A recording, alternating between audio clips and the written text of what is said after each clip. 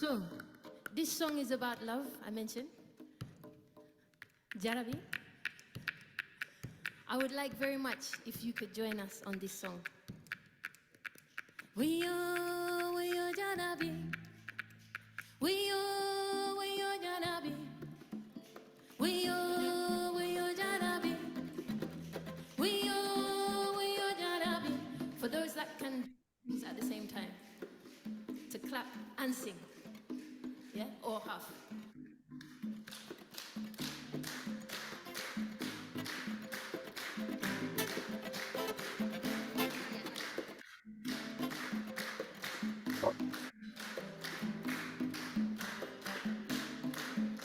We are Jarabi. We are Jarabi. We are Jarabi. We are Jarabi. We are Jarabi. We are Jarabi. We are Jarabi.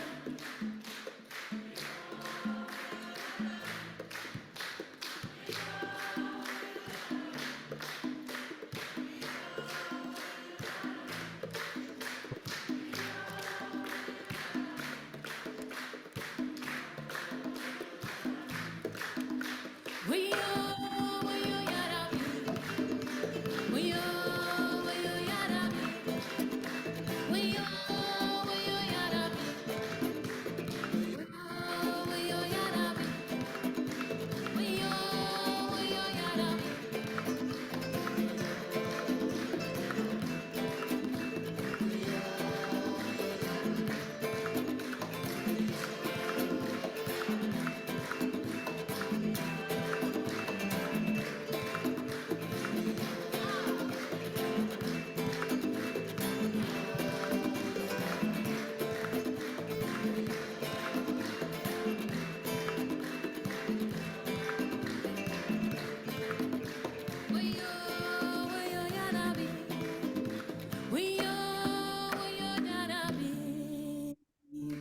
Thank you so much.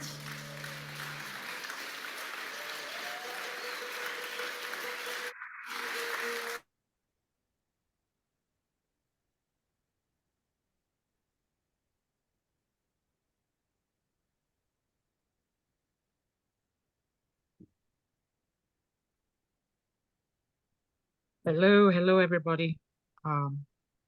Good afternoon, good morning, good evening, wherever you're joining us from.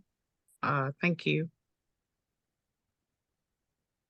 Thank you for joining us this day for this book launch. My name is Lillian. I am I'm the managing editor here at SPS Media, and we're really honored that you've taken the time to join us here today. A bit about Spears Books, who is the publisher of the book we're here to launch today. Spears Books is an imprint of Spears Media, and it's an independent publisher of African and Africana books, and is a member of the African Books Collective. It was founded in 2014 and has dozens of titles in print and electronic formats, and has distinguished itself as an innovative and dynamic publisher that takes pride in the rigor of its editorial process, the aesthetics of its design, and the global reach and affordability of its titles. And actually this year we are celebrating our 10th anniversary. It's a celebration we'll be carrying out throughout the year. So if you do see our events, do come join us for subsequent events celebrating that. A few housekeeping rules. This is Zoom. We all learned a bit of how to do things virtually during the pandemic. And from those lessons, there are things we need to keep in mind. You all got a private link when you registered. Please, as much as possible, keep that link to yourself and use it to join. The reason we do that is for security reasons and to avoid trolls getting on the Zoom. So we do not share a public Zoom meeting for people to join. You needed to register. So we thank you for following those instructions and doing that. Please keep your background noise to a minimum. Make sure you mute your microphone when you're not speaking, and just be mindful of background noise. As much as possible, use the chat feature that we have. If you have a speaking opportunity, please do keep to time. We do have a waiting room, and we will allow people to come in as we see them in the waiting room. So we'll try as much as possible to keep to time. Thank you again for being with us today. My role here is going to be a bit more technical. I think we have some very, very distinguished scholars here who will be moderating the conversation for this book launch. So I'll hand over to Colin Smolu, who's also part of our editorial team here at Spears, to introduce our moderators for today. Thank you very much, Lillian, and welcome to everybody for this book launch today. My name is Colin Smolu. I am a copy editor at Spears Books, and it is my pleasure today to introduce our moderators for this book launch. So we have Professor Lillian Atanga. She is Professor of Gender and Discourse Studies and Senior Research Fellow at the University of Free State Bloemfontein in South Africa. She recently co-authored a poetry collection entitled When the Sun Turns Red, Tears from a Land in Despair. So, and along with Lillian, we also will have Dr. Victor Gomia, who regularly teaches African American literature and world literature classes, both as traditional and online courses. He also teaches contemporary literature and global societies. Dr. Gomia's field of specialization is post-colonial literature. His current research interests include popular literature as utilitarian literature in post-colonial settings as well as globalization and literature. The letter inspired a project that resulted in rewriting pasts, imagining futures, critical explorations of contemporary African fiction and theater, a volume he co-edited with Gilbert Chang of Bayreuth University.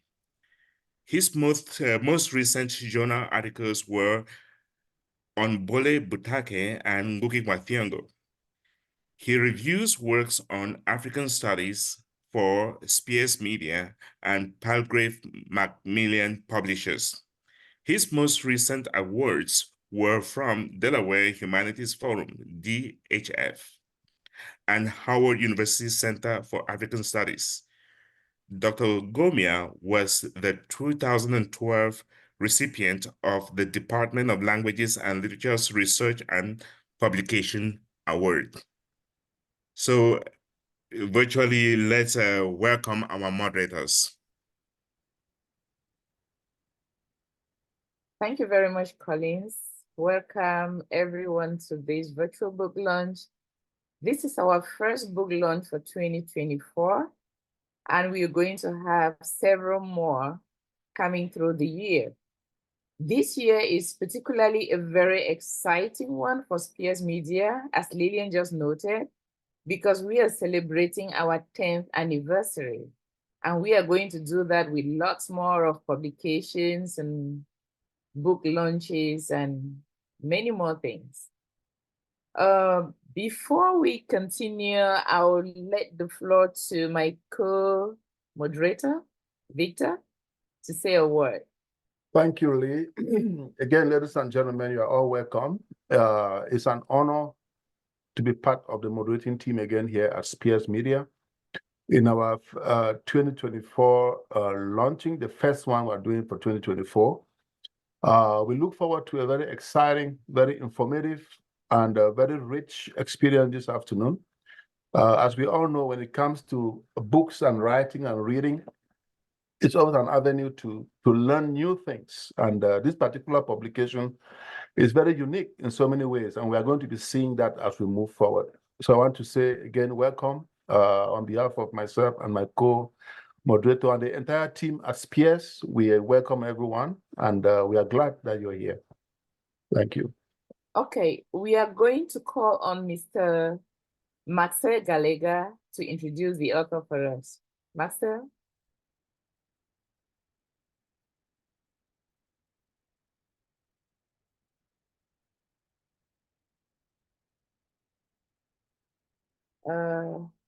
Maxwell?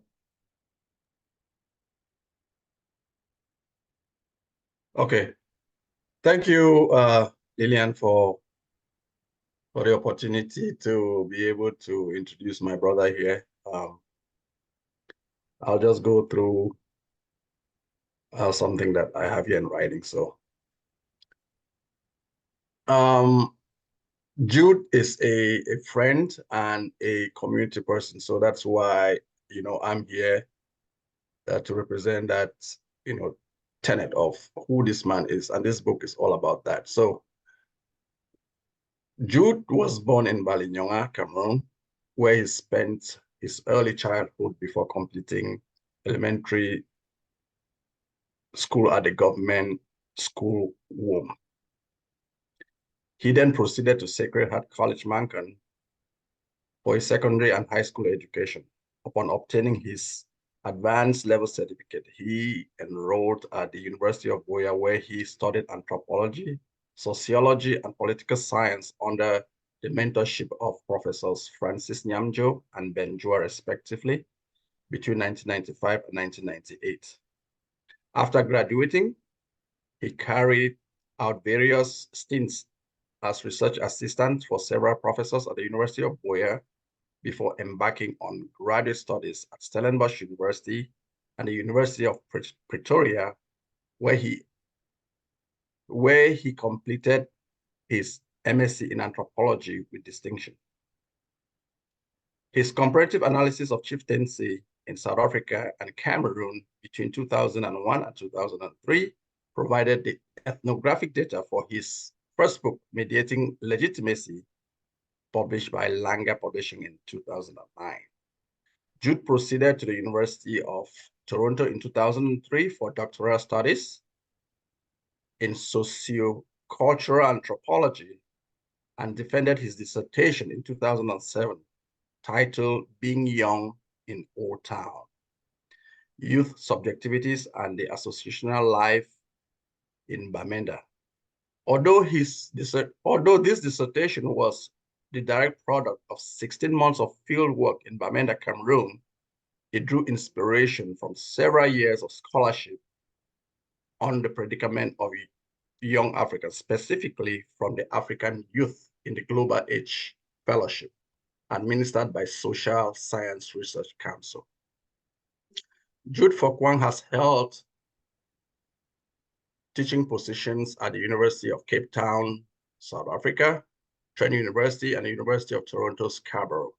Since 2013, Regis University has been his intellectual home, where he has taught in the undergraduate program and the Master's in Development Practice since its inception in 2015. His ethnographic film, Something New in Old Town, which we saw in 2016 in Denver, won the Best Documentary Film category at the Lekki International Film Festival, Lagos, Nigeria in 2019. He served as an advisory board member for Anthropology Southern Africa between 2014 and 2023, and currently serves in a similar capacity for the journals Africa, the Journal of International Africa Institute, and the Nordic Journal of African Studies. He's also serving his second term as a board member of the African Research Association and is currently vice president of the North American Association of Scholars on Cameroon. He has served as a sociology department chair since 2021, and on March 12, 2024, he was promoted to the rank of professor at Regis University. Ladies and gentlemen, this is the person I call friend, Professor Jude Fokwang. Jude Bobga Fokwang, like I like to call it. Thank you very much. Thank you very much for that very royal presentation, Batita. Much appreciated. Ladies and gentlemen, at this point, we'll listen to our author. I think in the past, he's the one who has always been the one, organizing this and sharing and directing in terms of book launch and conversation around Spears Media and productivity. Today, he is the author himself. And so please speak today as the author and nothing else, if you don't mind. So thank you very much, and welcome, Professor Jude Fokwang. Thank you very much, Victor Gomia. Thank you so much, my brother. And thank you, Prince Gallagher, for that wonderful introduction. Yeah, this is a big day, really. It's a big day. It's been a long one in the making. I would like to thank everybody for being here. Thank you, the Spears Media team. You guys are all phenomenal. You rock. Truly appreciate the work you do. Thank you, the moderators. Thank you, Lillian Tanga. It's a pleasure to work with you again today. Let me begin by just again acknowledging a whole range of people. As you guys know, I wear multiple hats. I come from many places and I've lived in many places. So my connections are just exceptional and a lot. So I want to begin by thanking my family and my beloved wife, who is also here as managing editor, for having walked this journey with me. I got married when I was in graduate school, by the way. So you guys can all attest to how long we've been kind of bouncing ideas off each other. So thank you, Lillian. Thank you, my family. I come from a very big family in Bali. I want to acknowledge the Bali family in the US, the Bali family in Canada, and of course, the Bali family back home in Cameroon. So please, thank you for being here and for supporting me. As you guys would know, some of my work has really focused on writing about the Bali people of Cameroon as well. So thank you very much. I want to pay tribute to one of my mentors who is here, Professor Nyamjo. He took me under his wings when I was an undergraduate student at the University of Boya. And, he would assign extra work for me. And, he saw that I had the dedication and the commitment for scholarship, and he mentored and nurtured me. And I would be eternally grateful for that mentorship. For me, the highlight was co-teaching a course with him at the University of Cape Town when I was a professor out there in 2009. And I'm so glad he's here to support me and to see how far I have come in my own work. The other one too is Professor Jua. I don't know if he's here, but he is somewhere in South Carolina. Under him, I studied political science at the University of Boya. And he and we have been in touch ever since. And he continues to mentor and to encourage me. So thank you, Professor Jua, if you are here. I would like to acknowledge my colleagues. As the Prince informed you, my intellectual home has been Regis University. I am particularly blessed to be there and to do what I'm doing. I have a range of wonderful colleagues who support me. I think I can see that the provost, Jake Bucher, is here.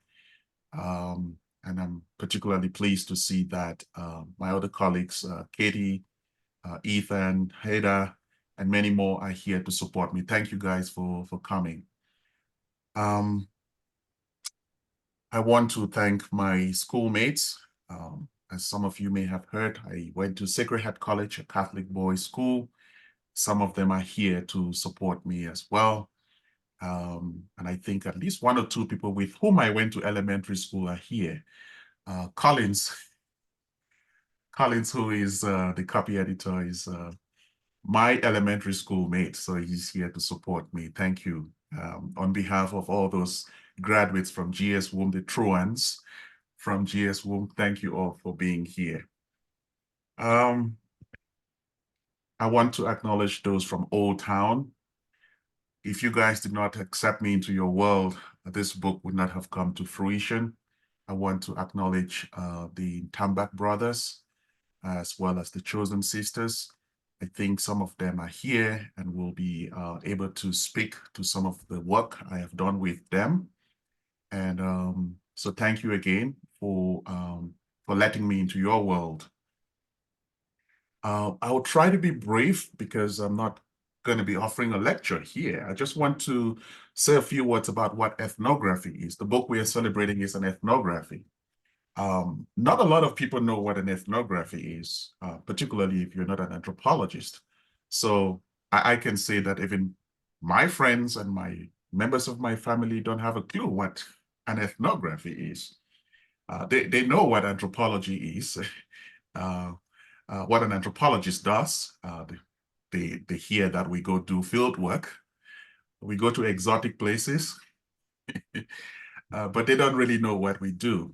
So I just wanted to say a few words about what an ethnography is. It is really a form of storytelling. An ethnography is telling a story about humans, about what they do. It could focus on their political life, their economic life, about kinship, a whole range of different things. But it's different from a regular fictional novel. The difference between an ethnography and a fiction is that there is always an argument embedded in that storytelling. So it's a storytelling exercise that has some kind of argument or some kind of a theory that explains why people are behaving the way they do. Why do they do what they do? So that's what ethnography simply is.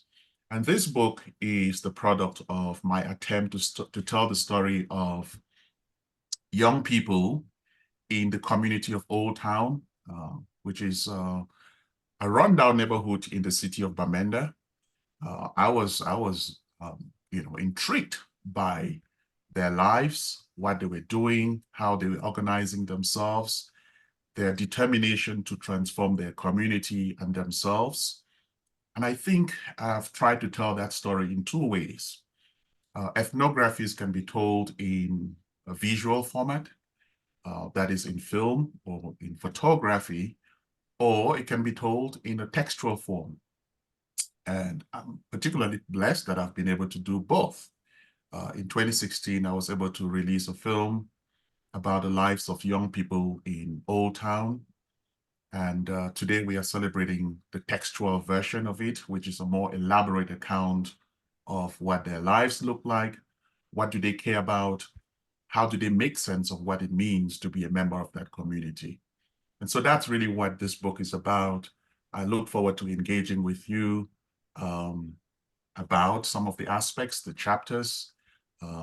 So whatever you are interested in talking about, I'll be here to engage with you. And just so that this event can move forward, I will pause here for now. So thank you again for your attention. And I look forward to talking with you all one-on-one. Thank you. Thank you very much, Professor Fokwang. Just to note that this is the newest professor in town. It's less than 7 days that he became full professor at the university, at Regis University. And we want to congratulate you not only for that achievement, but for the fact that these two things are coming at the same time. It could not be well timed. We want to find out if any of the Ntambang brothers are here. Are they? If they are, we are going to give them a moment to say something. Indicate with probably a raise of the hand so we can spotlight you. So I know they're having network issues in Bamenda. I heard from one of them yesterday. I think some of you may have heard this. There's a disruption to the cable around the West African coast. So I have dozens of people who would have been pleased to join us today, but due to those challenges, many of them are unable to be here. So what I can see, I think Joe, Elvis is on. Elvis is around. So Elvis. Yeah, I'm Joe. asking him to start a video. Okay, great. So Thank Elvis, you. if you can start your video or unmute, we would love to hear from you. Great. I'm talking. Yeah, thank you so much for the opportunity to be able to attend this great event. Dr. Jude is a great guy. He came to our community and I mean, we saw him, his enthusiasm to get to know what we are doing as a Tambak brother. And he was welcome and he actually did a great work with us. And I think with this book and the film that he did has been a great way of showing how the youth in the community are able to enrich themselves and help the others. Well, thank you so much. I'll be listening and joining us. Thank you so much. Thank you very much, Elvis. Just to, if I may take a few seconds of the time, giving a voice to those who do not have a voice is something that I hold very dear to the heart. I think Jude has given a voice to these people and has exposed who they are, their contributions to their community, and now they feel valued. And I think as scholars, this is something that we find very important, not just doing scholarship for scholarship's sake, but letting scholarship not just be knowledge production, but also activism and a way to improve our communities and our societies. So I'm going to call on Lillian to introduce the chief launcher. Lillian? Aren't we doing the appraisal first? Yes. Yes. Victor, could you? Yes, absolutely. At this point, we're going to listen to our first appraiser. By appraiser, we mean a sort of a review of this book. And the first reviewer is going to be Dr. Divine Fu. And please, 5 minutes. We know that you could, you're able to do much more than 5, but we're trying to make sure we capture everything that we need to capture on the program. So we give Mr. Fu or Dr. Fu 5 minutes to do an appraisal of the book. Okay.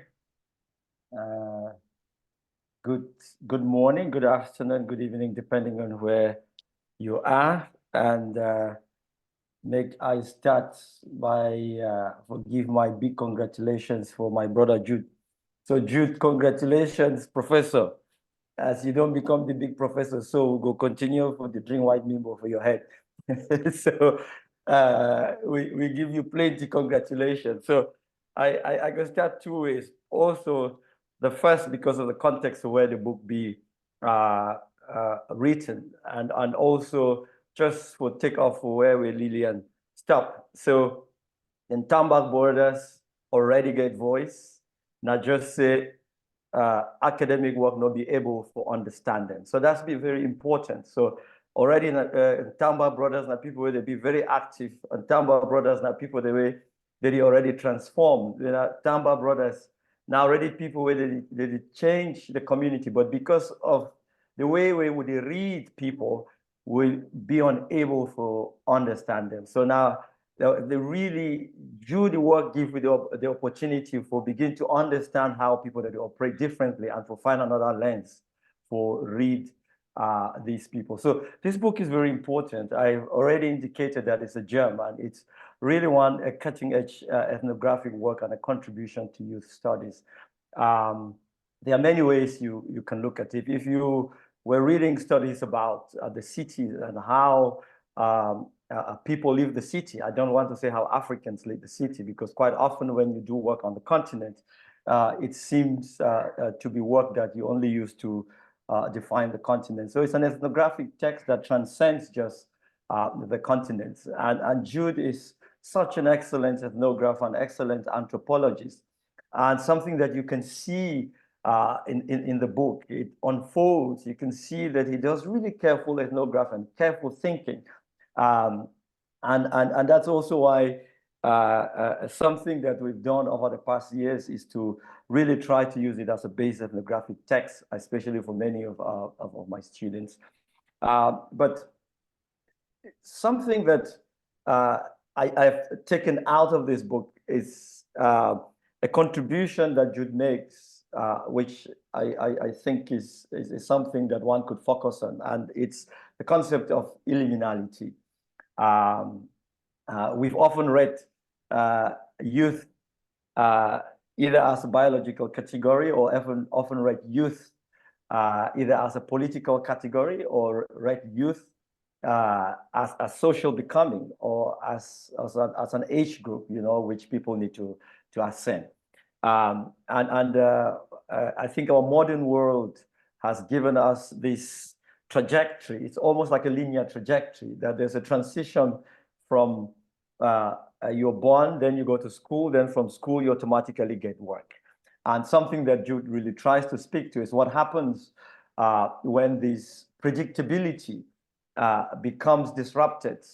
What do young people do? So the way we have been read, and the way, particularly the development lens has read us, ethnography, anthropology, sociology, political science, has read youth in the studies, is that they just get into chaos and some kind of catastrophic situation because they are still becoming, And Jude tries to bring in a new concept, illiminality, which tries to speak to another concept in anthropology, which is liminality, which is people who not just neither there, but neither here and there, but people who are both here and there and neither here and there. And I think this is an important contribution. This is an important a concept to work with, because the Tambak brothers are both here and there and also neither here and there. But that does not condemn them to this imaginary, to this theory of chaos, and coming from also a context where they're seen as people who have lost it, as people who are tainted because of that particular place. Old Town is not a slum, but Old Town appears to be a slum. But these young people really invest in what he's calling here moral citizenship, which is really a way of becoming, which is a way of transforming, which is a way of renovating a community, contributing to life, contributing to society, trying to build a new future, and imagining spaces where they are training young people to become something else. So it's a really important text and contribution, and I highly recommend anyone who wants to read about urban studies, read about anthropology, about sociology, who is interested in grassroots studies, and also just what globalization does to youth and young people on the continent, to have a copy of this book. And congratulations again, Master Jude. And like I thought, we could drink me more on top of your head. And we thank the Tambak brothers. I accompanied this book right from the beginning. Jude is my brother. Jude forced me to also get into anthropology, thought journalism was a horrible thing.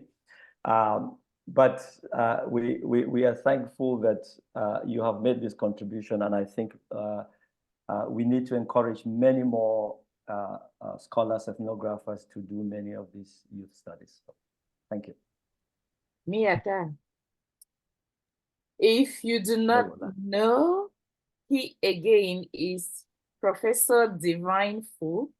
He's an associate professor of social anthropology and also the director of the Institute for Humanities Africa, HUMA, at the University of Cape Town in South Africa.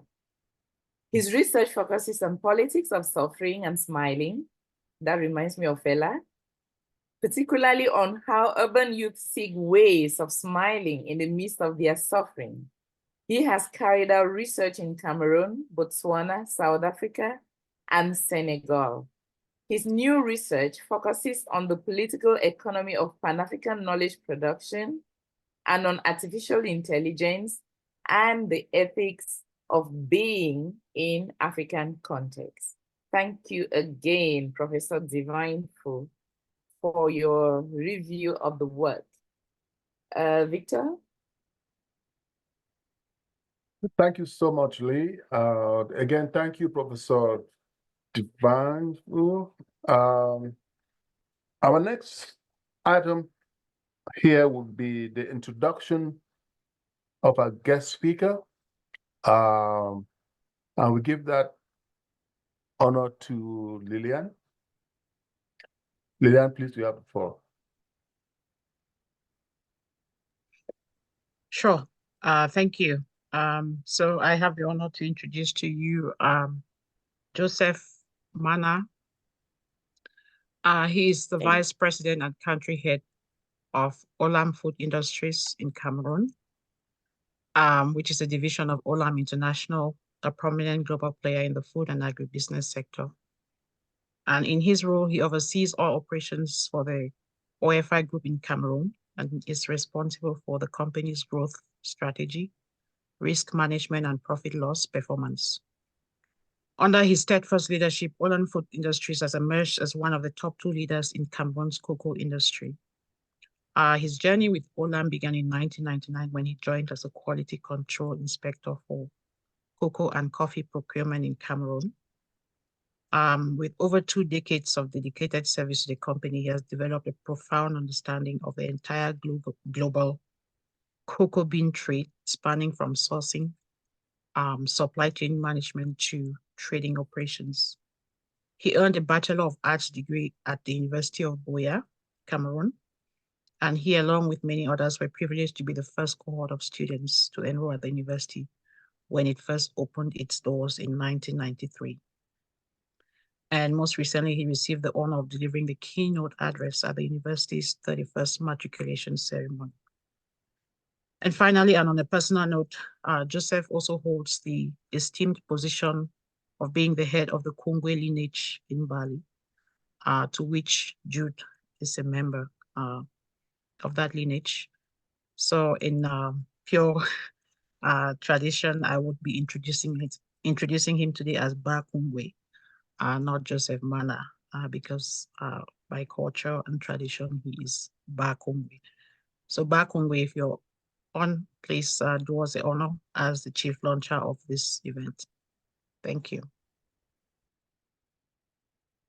Thank you so much, Lillian. Thank you, everyone, invitees of this very prestigious book launch. I hope you guys are getting me. It's unfortunate I am far away from home, but it's also not unfortunate, because if I was home, you guys must have heard about what is happening in the entire coast of West Africa when it comes to internet communication. That is also where we find ourselves today, global village and all whatnot. Somebody sitting in the Middle East will not know the impact of the Israeli, whatever they are doing there, to innocent people in West Africa. So the optic fiber that connects internet to the entire West African coast has been disrupted. And so we are going to leave that in Africa, in the west coast of Africa for some time. That said, I really want to thank Jude, which I always call me Jude, for giving me this honor and privilege to I don't know, to give an opening remark or whatever Lilian says, the co-chair of the launching ceremony. I also feel very privileged because I happen to have seen Jude on the ground in one of his research trips to Cameroon for this project, and I know how painstaking it has been for him. Fortunately, it has come in a very beautiful way. And I also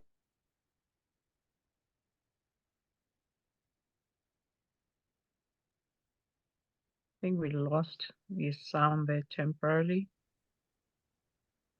Ba Kongwe, can you hear us?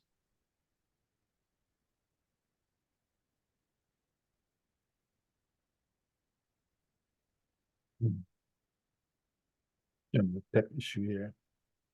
Yeah, it's a technical issue Mm-hmm. we're encountering.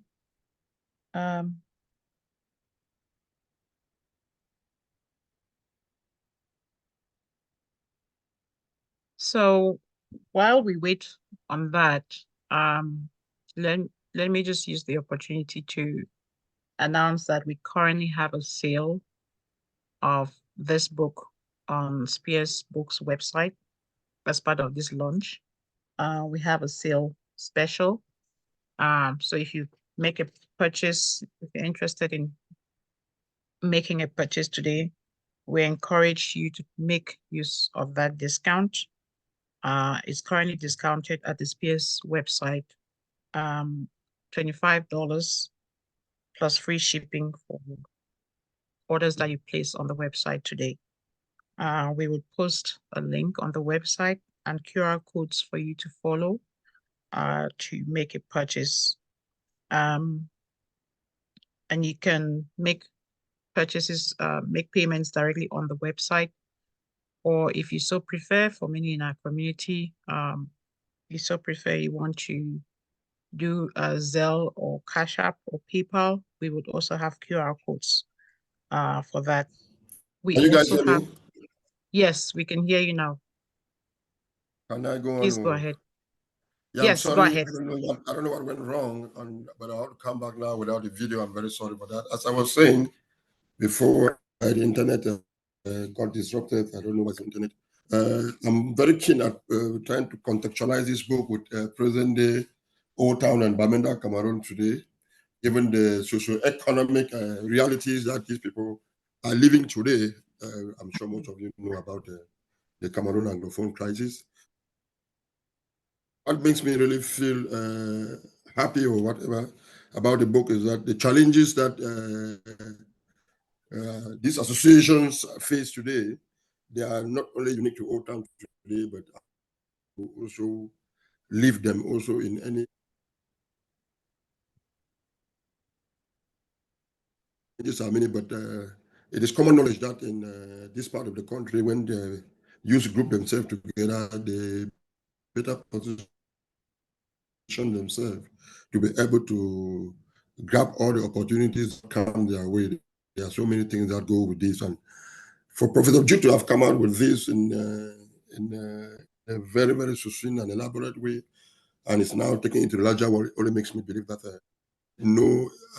and I don't know how you call it in anthropology. I've forgotten that word, but I had to go back to my dictionary to read it. Anthropology, as I always look at him, really has a place now in the science of development and nation building. And this is a pure example of how I see anthropology really contributing to nation building, because there's a lot of potentials when you go to this neighborhood. Forget about their struggles, but you see a lot of positives and positive energy. I want to say that if properly harnessed by the powers that be, harnessing in this case will be going through all what Professor Jude has put in writing. You will come to see that policymakers and whoever has something to do with changing the lives of these people has a lot to gain from this book. Congratulations, Professor Jude, for taking a keen interest to this. When I was going through it, I thought of neighborhoods like Fiango in Kumba, those of you who know Cameroon, New Bell in Douala, Briqueterie in Yaoundé. The people there have the same characteristics as those who found in Old Town. And the challenges are the same, and coming together is one of the very first things they need to do so that they should at least ensure visibility and get whatever is coming to them. I may not have much to say because I've not had a copy of the book, which I hope I will in a not distant time to come from now, but I just want to congratulate Professor Jude and do emphasize here that what we need to know is that we should try as much as possible to do our little best, those of us who are on this forum, to valorize the ideas in this book and make sure that as many audience they come to know what is written here, be it for self-aggrandizement or for any development-related issues, because we are beginning to fast making ourselves into a society where, as they usually say locally, if you want to hide good information from somebody, you put it in a book. I'm sure with interesting write-ups like this, we are going to start seeing a new era of ways of trying to read not only from development specialists, but from all sociologists or so anthropological studies to see how we try to fix things and fix them the right way. I will not take much of your time. I already took about 1 minute before the internet got interrupted. I want to once again say congratulations, Professor Jude. Thanking all those who made it to be able to be here with us this afternoon, and encouraging us to buy as many copies as possible, and making sure also that we encourage those who are not fortunate to be here with us today to grab as many copies as possible. Professor Jude, I just hope you will make sure that we get our copies in this part of the country, this part of the world, as fast as possible. I know you were telling me the other day that you are trying to ship some already. I'm sure you already got somebody who is bringing it, and I can assure you that I am going to personally take up as a challenge to see into it that as many people get copies of this book, and not many people, but those who really matter, and see how they can use it for other purposes. Thank you so much, Lillian, for the beautiful introduction, and thank you also for the honor. Thank you.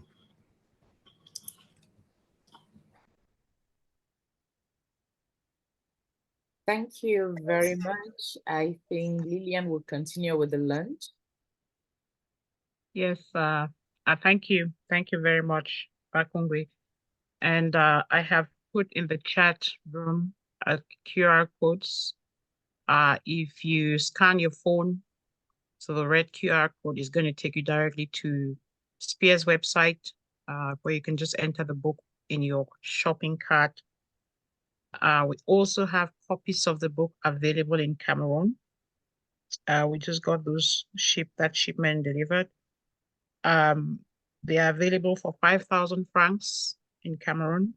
And we have one of our editorial team members who's responsible for that, is Dr. Primus Tazano at the University of Boya. And you can reach out to him. We will put his contacts in the chat for anybody in Cameroon who wants to get copies of the book to do that. For those in North America and Europe, Please scan the QR code. It will take you directly to the website. You can enter into your card. We also have those QR codes. We have for those who do not want to make a payment on the website with their credit card. We also have a QR code for Zelle, PayPal, and Cash App for you to make a payment through that method. I'm going to call if there are any other launchers who want to use this opportunity.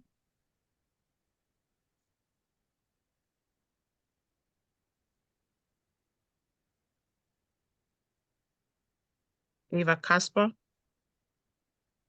Yes, I was trying to raise my hand, but I couldn't get there fast enough. Good afternoon, everyone. Jude, congratulations. This is just so amazing. I am the sister-in-law to Professor Jude. And if you know him, every time you spend time with him, you always learn something. He's always teaching you about the culture. He's so inspirational. And I just want to say congratulations on this book launch. And like Bakungwe said, I think that we should all get copies of this book and encourage others to get copies of this book, especially back home. I think there are those who may not be able to afford it. If we can also make donations and put this book in the hands of these people, that would really be great. So I'd like to support this book launch by making a purchase of 10 of these books, and I'd like for it to be donated to the Cameroon Christian University in Bali. Thank you. Thank you very much, Eva Casper. Thank you.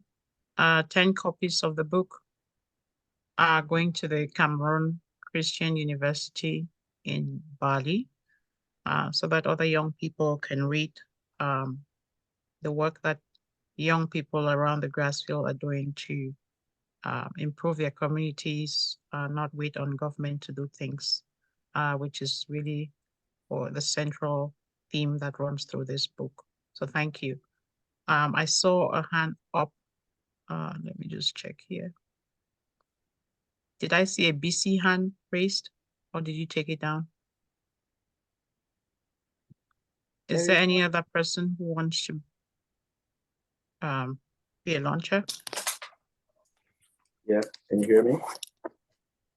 Yeah, who's speaking? I just raised my hand in the chat. Can you see me? GC? Yes. Okay, let me get to you. There we go. Okay. Yeah, hi everyone. I am a classmate of Jude from Sacred Heart College for 7 years.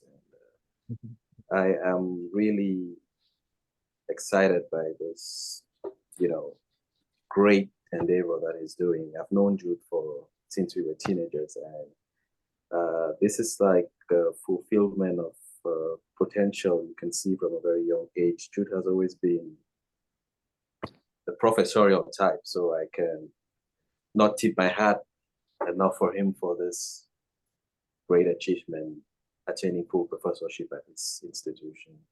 And congratulations on the book. I am an old town indigene by familial affiliation. My maternal family is actually from Old Town, so I can relate to the perspectives that he's giving concerning life and the evolution of hopes and dreams in that part of Bamenda.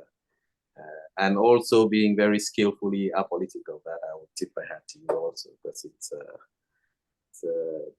we're living in very interesting times in that part of the country. But Jude, my congratulations, and I hear about copies going over to Cameroon. I don't know what can be done, but if I can be of any assistance, sending copies over to libraries, universities, I'll gladly do that. And congratulations again, Jude, and thanks for everything. Thank you, GC. Thank you so much. Yeah, bye. Hey, Mani, I would like to add in as well.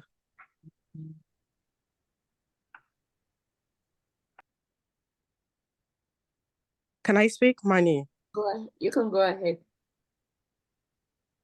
Oh, okay. Oh, Yes, this go is ahead. Sorry, Sri. I was muted. All right. This is Sri. I'm currently in Seoul, South Korea, and for someone that grew up in Old Town, I'm really excited about this. But hey, Jude, you said rundown. Maybe the infrastructure, but the talent. I'm so proud of you that you're able to identify that particular community.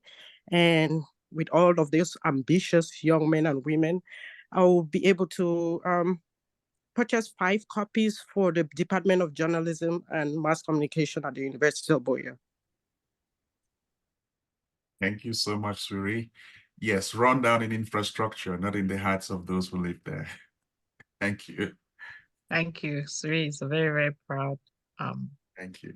Old Town resident joining us at 3 a.m. also in South Korea. Thank you so much. We appreciate it. Okay, we would have more opportunities for people to... Hi, Lillian. Before you switch on to the next part of the program, okay. It's Francis Nyamjo.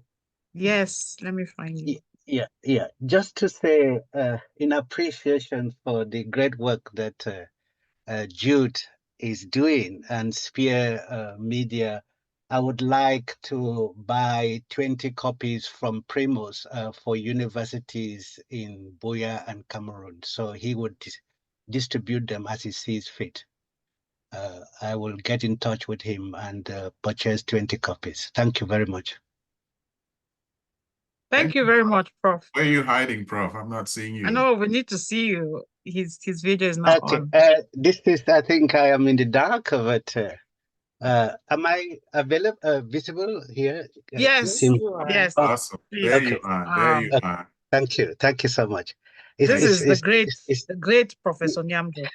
It's magnificent work. Thank you so much for what you're doing. So do get in touch with Primus to keep aside 20 copies for, I'll get 20 copies and then tell him what university libraries to send them to. Thank you. Thank you so much, Prof. Good to see you. Yeah. Okay. Thank you. Thank you, Prof. Good to see you. Yeah. Okay. Peter Tangi has his hand raised. Okay. Right. Am I coming through? You're coming through, but we don't see your video. Okay. There we go. Okay. All right. Okay. I'm glad to be here. First of all, congratulations to Professor Jude. I don't know. There are certain people. When you see them, you already identify them with the title. And I'd known that Professor Jude has been Professor Jude before being made Professor Jude. So congratulations. It's nice to be in a book launch that goes beyond literary matters. You know, that I'm always there for either some novel or some collection of poetry.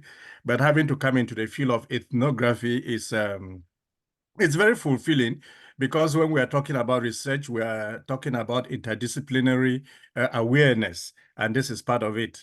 I didn't quite grow up in Old Town, but I nevertheless had a taste of the mischief in Old Town. In the early 80s, coming from the university, I remember my late cousin, lawyer Fru Milton.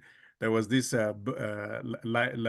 nightclub in Old Town, which was always attracting us. So there are certain persons and place names that when you hear, they just attract you and you feel like knowing more about them. And I look forward to expanding my experiences of the life in Tambang, as you call it, through reading this book. I'm very excited to hear the voice of Professor Nyamjo here. Somehow we've been searching for him. I've heard about this. I've heard his voice here. We'll try to see what we'll do in the background. Thank you again, and congratulations to all those coordinating the book launch. I am trying to get to the website in order to get my own copy. Congratulations again, Professor Jude, and you encourage so many of us. Thank you. Thank you, Brother Tangi. Thank you so much. It's such an honor for you to be here. Thank you. I'd love to hear more about your mischief in Old Town, though. So, If you don't mind, can I jump in for an announcement? Yeah. I wanted to say that the chair of this launch, who is has already said the family head for the Kungwe clan, and my father, my direct father, so to speak, has asked for 40 copies of this book, 20 of which will be sent to University of Bamenda, and 20 will be sent to University of Boya. This from Ba Kungwe. thank you very much, Bakungwe. Thank you.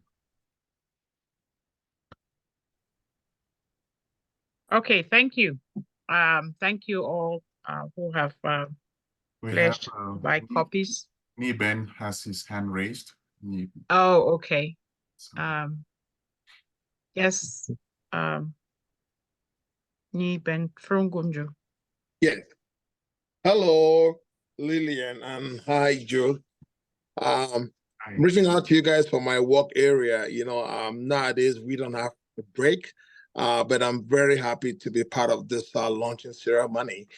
Hey, Jude, I think this is quite exceptional because you're going out your way to get a book of this nature destined to a population that we all understand might be hard to get these copies, but you went ahead and did this. That tells me it's not about the profits that come out of this process, but again, it's the knowledge that you want to share amongst all Cameroonians.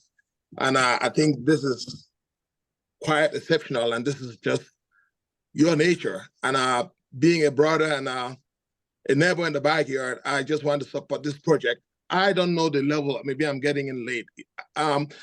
Is this destined for those degree holders, or is the language worth reading for a layman? That might help me decide. But again, I'm going to be supporting you with 10 copies. I don't even know where those are going to until I understand the population that these copies of books can work with. Then I'll let you know where to send them to. So on behalf of me and my lovely wife, Lillian Gunjo, we are supporting you with 10 copies of this book. So wishing you all the best, and God bless. thank you so much, Niben. Thank you. Thank you. Thank you. Okay. We would have other people come on, but for now, we want to proceed with the ritual we usually have at our book launches, which is the official launch of the book. So Lillian and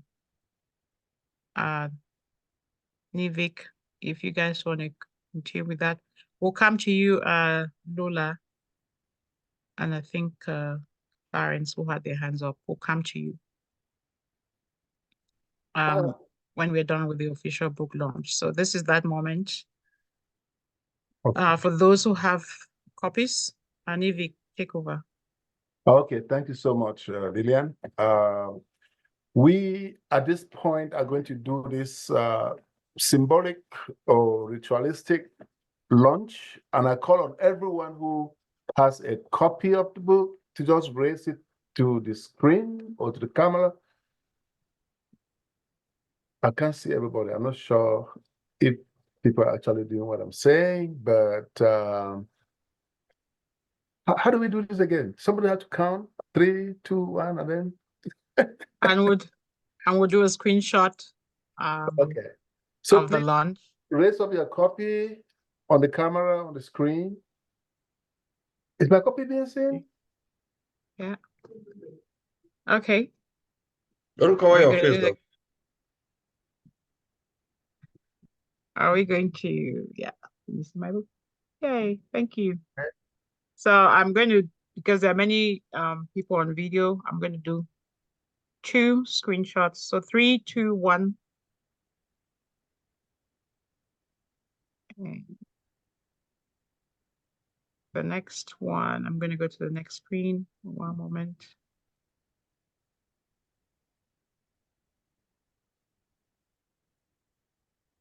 Okay, 3, 2, 1. Thank you.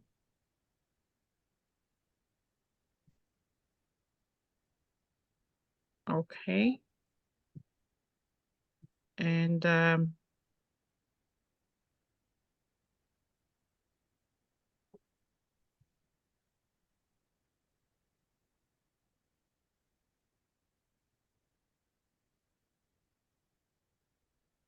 Are you able to capture the picture? The Zoom has this feature now that you can do a group photo. So I'm trying to do that. Okay. I'll try one more time. Sorry, I need that photo, so I have to be in there.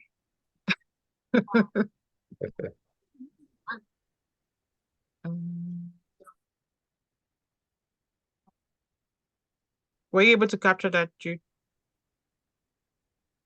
Hopefully, but let's do the traditional one. Okay. 3, 2, 1.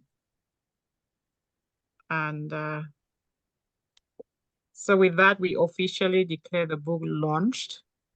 In Africa, we would have asked, if we're doing this physically, we would have asked for some palm wine that Dr. Fu talked about, and some kola nut. I can do the palm wine honors in the absence of honors, yeah. Absence of Mbo.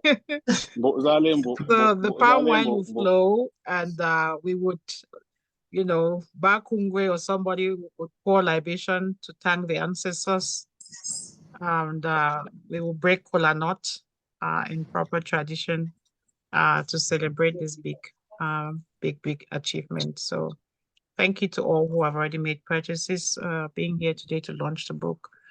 And if you haven't done so, we encourage you to make use of the sale we have going on today on our website, to make a purchase, buy on behalf of yourself, of our community.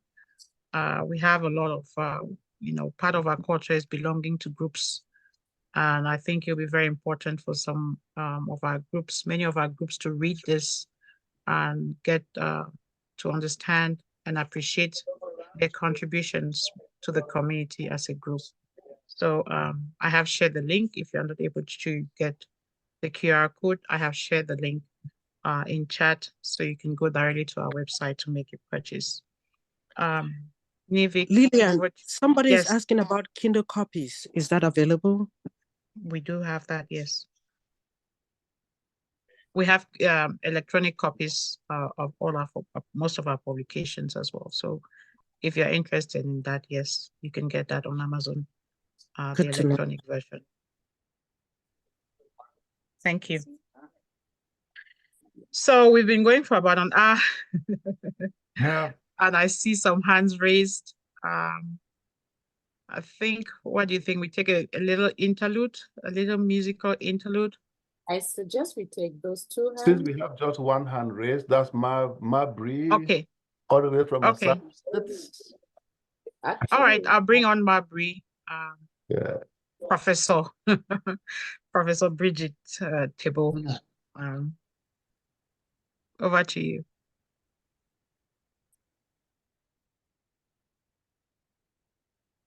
Oh, she's tall, I think.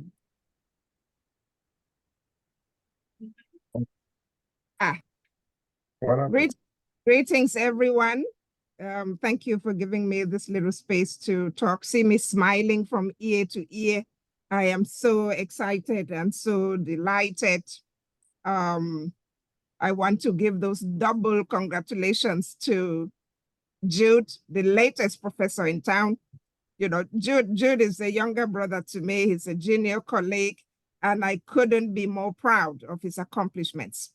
As if that were not enough, he had the audacity to enter Old Town. I am born and bred in Old Town. I am the quintessential Abakwa Old Town girl. And so for those who know my family, the Tebos own prime real estate in Old Town, near the Hausa Quarter, opposite Ayaba Hotel. And so this gives so much joy in my heart that you can't even imagine. Because you may think that Old Town is run down. Look at us, we are here. It is not run down as people think. It is an incredible place, and I am so happy that you took the time to carry out this study and come up with this exciting text. I could spend the whole day talking about Old Town. I really am so proud and so touched by your efforts. I know I was telling my mom that I'm going to a book launch because she called me just a few minutes before. I'm like, I'm running late. I have to go. She's like, what is this about? I said, look, we have a book on Old Town. I'm going to get a copy for you. So let me go. We'll talk after. And so my mom, Madam Tebo Esther, sends her special greetings and thank you for honoring all of us from Old Town, for showcasing our youth as resilient, as hardworking, as innovative, and the way forward. Because these are really trying times, but we see from your text that everything is possible. So thank you and congratulations. I'm trying to get my 4 copies of the text so that I can share with my brothers who are in Old Town dealing with the chaos that we all know about, and a copy for my mom who is here, and my own copy. So 4 little copies for now. Definitely that is a text that I'm going to be using in my class. I will find a way to make sure that that text gets into my classroom. So thank you so much. Thank you. Again. Thank you. Thank you so much. Thank you, Professor Malia. Tebo. Yeah, Malia, if you don't mind, we have just 2 additional people who would like to make donations. Should we go ahead? Yes, I have one, Nick Clarence, who is in Germany and is pressed for time. So that's so. Thank you. Yeah. No, where is he? Am I next? Yes, you're next, please.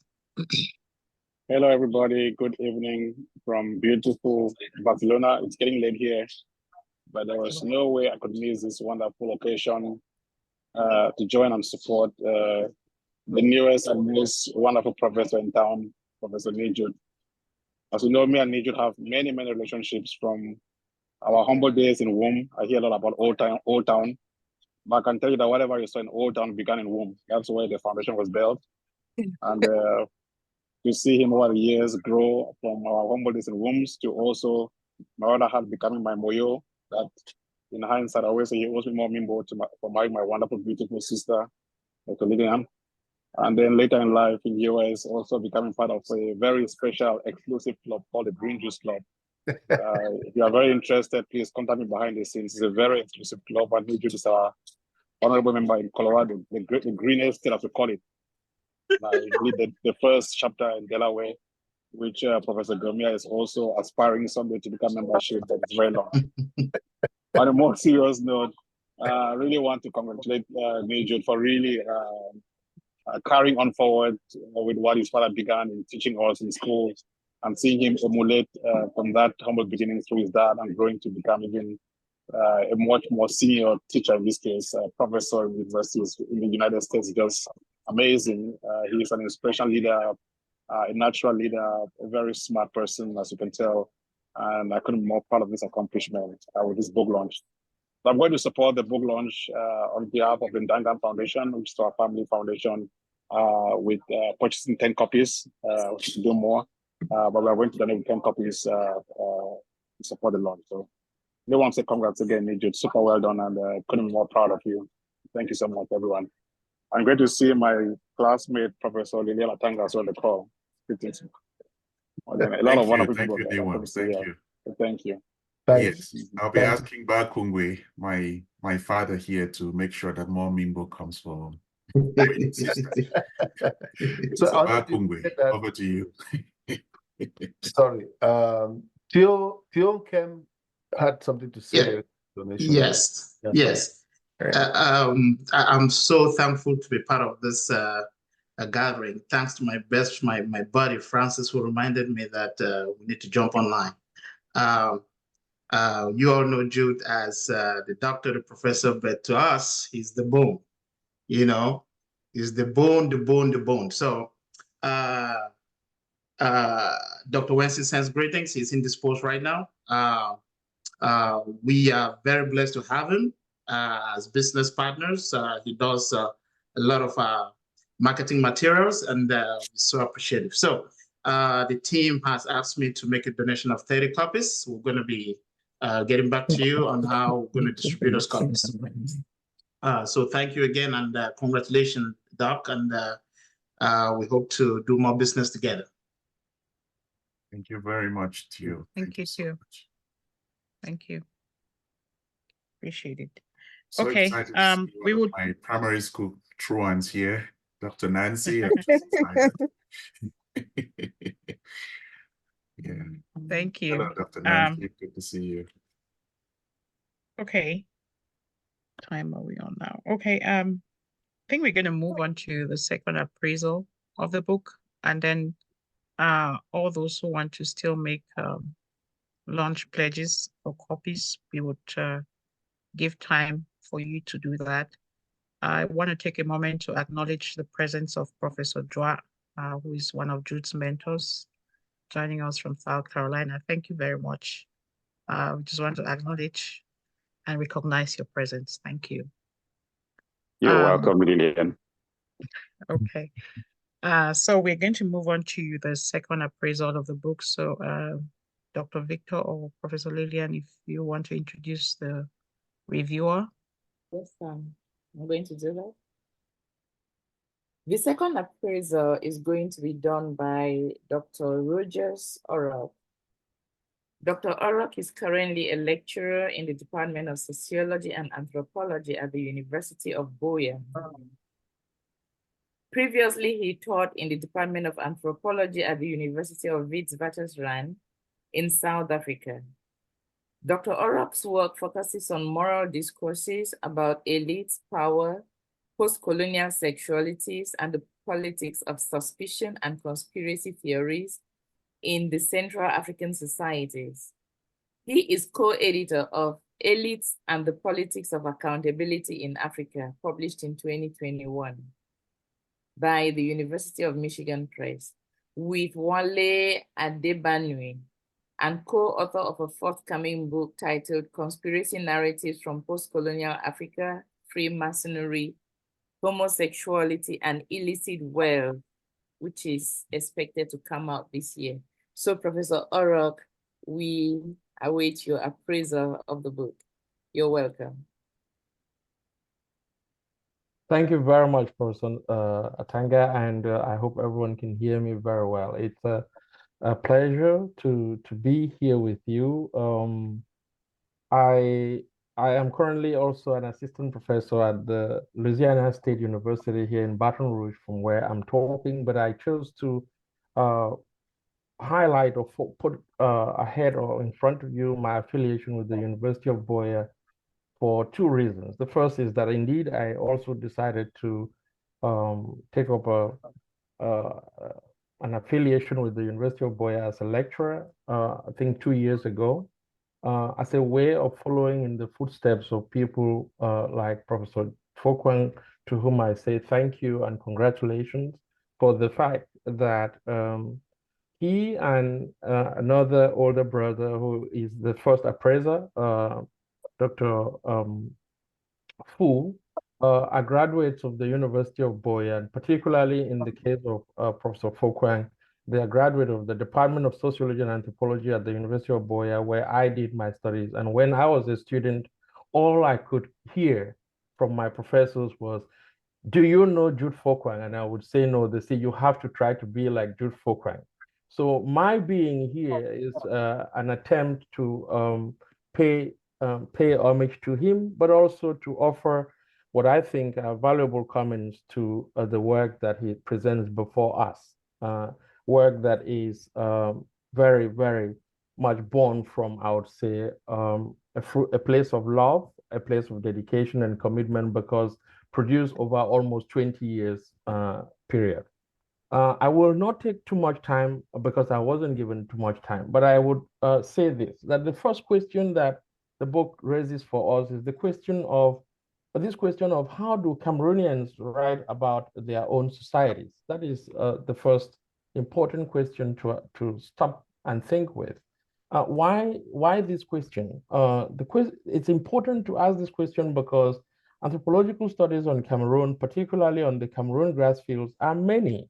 And particularly the ones which deal with Bamenda. Bamenda seems to be a place which so many people know so intimately, and yet Professor Fokwang manages to present to us Bamenda in yet even more detailed and much more, if you like, exciting ways, such that even those who know Bamenda, like Professor Bridget Tebo, will find something new about their own old neighborhood.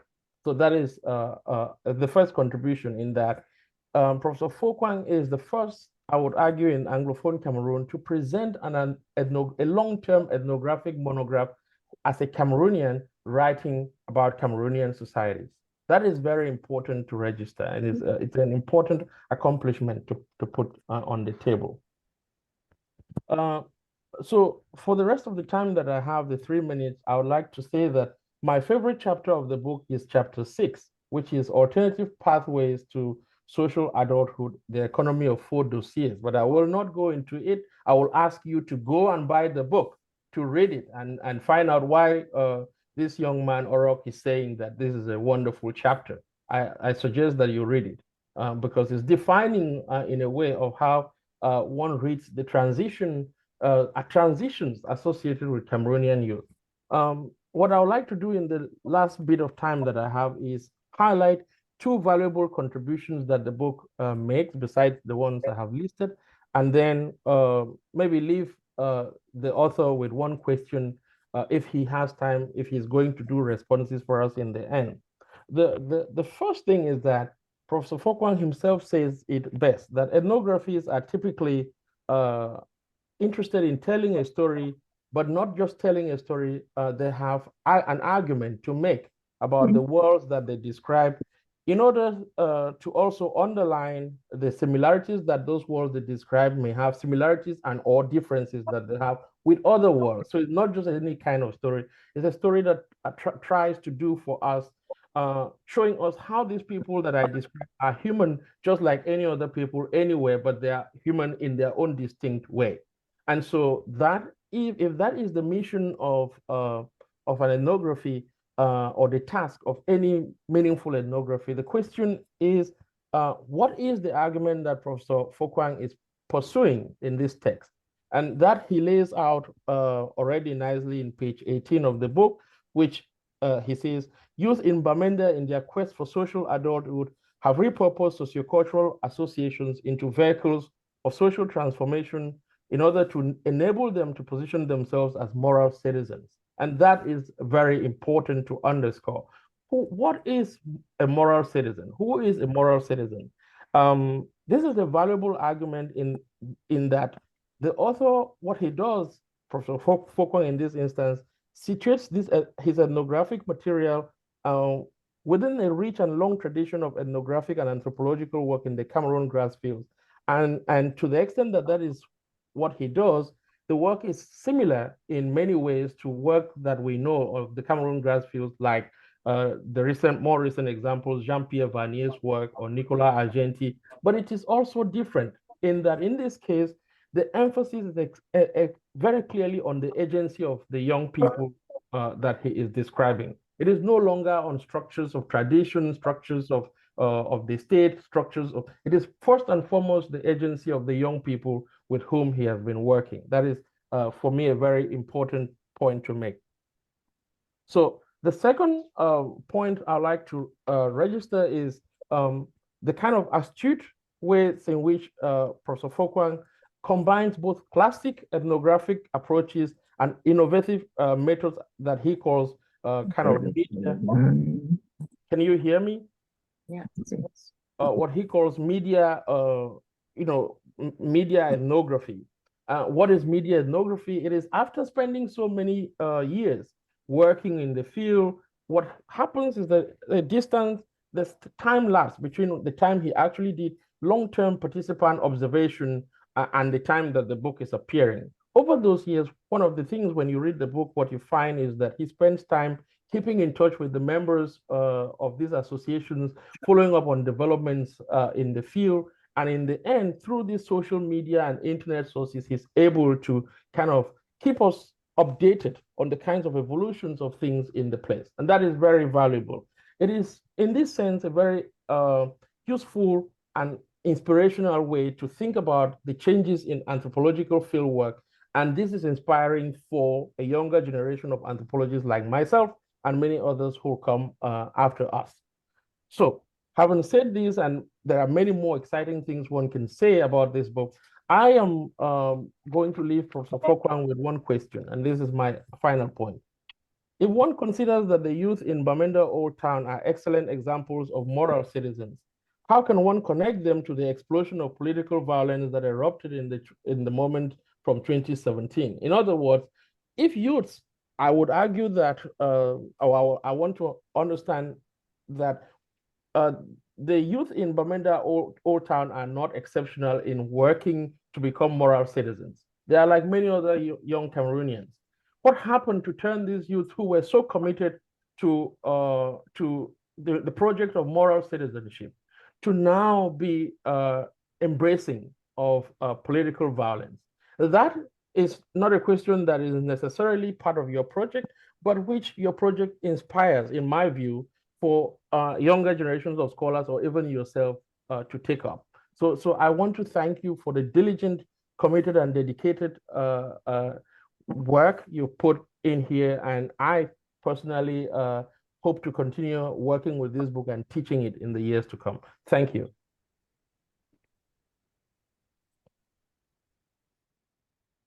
Thank you very much, Lillian. I wonder if we want a short break with a musical interlude. Sure, let me cue that up.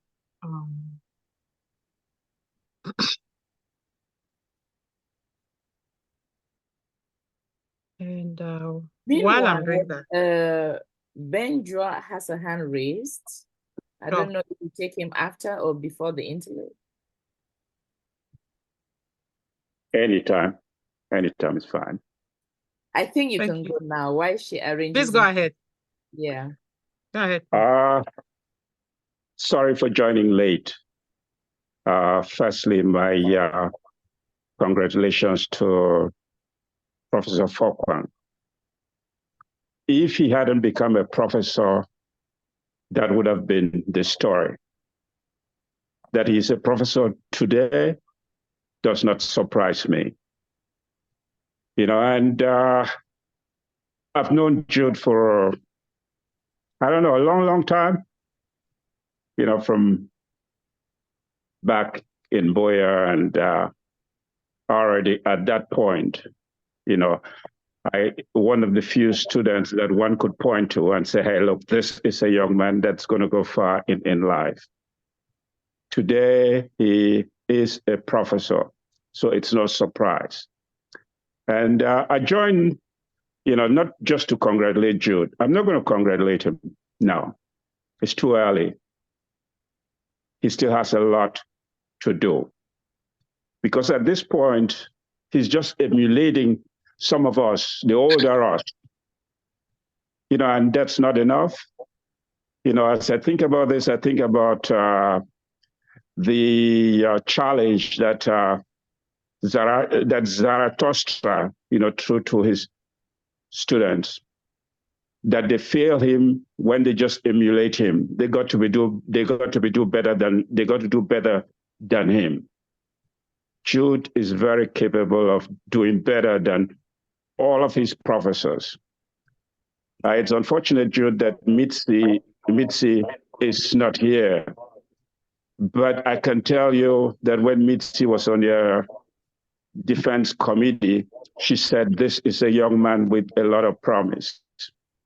And today, you know, we are beginning to realize, you know, that promise. And I'm sure wherever she is, you know, she'd say, yeah, you know, thank you. You know, I would like to say that, you know, you have arrived at the plateau, you know, but it's not a plateau. I look at this academy, you know, this professorship, you know, more in terms of steps.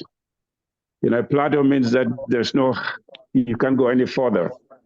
You know, but if we think about it in terms of steps, you know, I don't know where the steps are again. I did geography a long time ago. But if we think about it in terms of steps, there are higher steps, you know, which Jude is challenged, you know, to crime. For full disclosure, I've not read the book. I have a copy. It's on my summer reading list. You know, I haven't read it because I'm lazy. You know, but I will. Full disclosure. This summer I will get to it. But you know, just the title and the context in which the context that it deals with. You know, I would like to think that it deals with precarity, you know, and how one acquires agency in that context. You know, not just precarity, but also hybridity, because these young men are wedded. They find themselves, you know, between two worlds, the traditional and the modern. And they are negotiating an identity in that context, and a context of precarity. What are the tools that they have? What are the options that they have? What are, in short, what are the possibilities open to them, you know, as they deal with the future, the present and the future? You know, maybe this is not something that Jude addresses in the book, but I suspect it is. You know, again, I am not an anthropologist. I do political science, you know, so let me be candid. You know, I don't do ethnography as such, you know, so, you know, but I think these are valid questions, you know, the question of agency, precarity, and, you know, and then, you know, Dr. Orak just talked about morality. You know, how do you claim that how can they claim to be moral citizens, especially given what has happened since 2017? A valid question, but it's a question of definition. What is morality? What is morality? What is morality? We need to go back to answer that question. And to answer that question, you have to give, you know, speech. You have to give voice back to the young men. Jude cannot answer that particular question, because what he may perceive as immoral, the young men might find moral.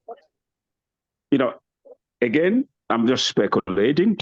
You know, and you know, again, like any other scholarship, you know, he has taken the first step, you know, in research, in publishing this text, and there's still a lot of possibilities. It does not, I am suspect, like any good scholarship, it does not answer all the questions. Instead, you know, it opens up new questions, you know, that Jude, I am sure, given his energy, given his capability, you know, would in the years ahead be answering. So again, you know, I just want to take this opportunity to tell Jude, you make us proud. You make me especially proud, you know, and kudos, brother. Thank you. Thank you so much, Prof. Thank you. It's so humbling to hear that from you. Thank you. Now we are taking our musical interlude.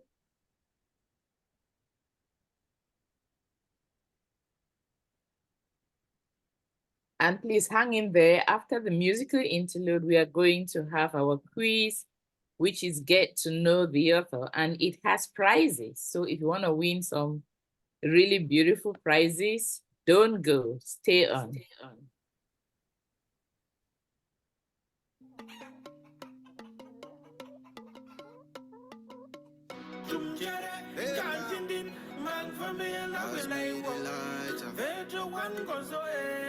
We proud of who we are.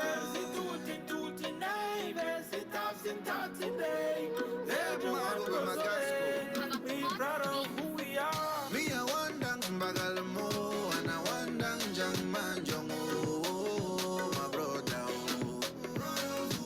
I find the bus pull up jabang, we go still chop on my sister.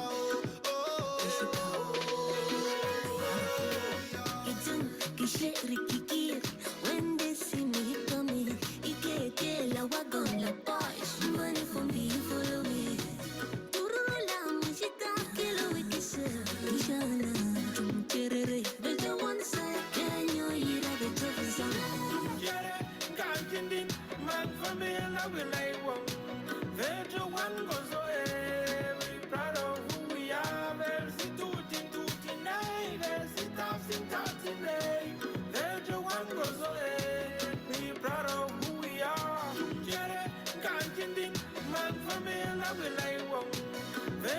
one goes away. We proud of who we are. Versi tutti tutti nei, versi tafsi tafsi nei.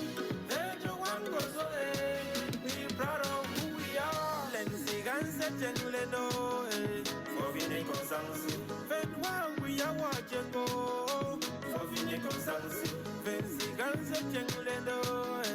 For vine consansi. Ven wa we are watching go. For vine consansi. Yeah, I will sing some. If you know say you be proud of your beginning, make you the shine. Just follow me, oh, follow me, follow me, shine your light. Le bambo le wa, bibinyo tenya dentitya, bibinyo tenya dentitya. Come any pan this one again. I be proud, by me licky girl, yeah. Yo, I'm proud of who I am, yeah. C'est pas point tout, yeah. Bafu samo, yeah. Bangante bangjung, yeah. Genta asinta asindo, yeah. Can't man for me, love will I want. Every one goes away. We proud of who we are. Versi tutti tutti nei, versi tafsi tafsi nei. Every one goes away. We proud of who we are. Lenzi ganse jengle no. For vine consansi. Ven wa we are watching go. For vine consansi. Venzi ganse jengle no. For vine consansi. Ven wa we are watching go. For vine consansi. Come see the special place where I come from. The moon is bright, we telling stories round the bonfire. We get the firewood and we get the power. We get the sauce, yes, we are proud of who we are. Now not to say all man, not chunje, chunje. Yeah, moe, awa konga tuma. One so yo alaya kisanga. Yile. Vusina tuwa fumbia. Leyo adari, dari. Ayo adari. Jere, kantindin. Man for me, love will I want. Every one goes away. We proud of who we are. Versi tutti nei. Versi tafsi nei. Every one goes away. We proud of who we are. Chumchere, kantindin. Man for me, love will I want. Every one goes away. We proud of who we are. Versi tutti nei. Versi tafsi nei. Every one goes away. We proud of who we are. Lenzi ganse jengle no. We proud of who we are. Ven wa we are watching go. We proud of who we are. Venzi ganse jengle no. We proud of who we are. Ven wa we are watching go. We proud of who we are. We proud of who we are. We proud of who we are. We proud of who we are. We proud of who we are. Point of correction. No be Banso boy, and so boy, the boy from so.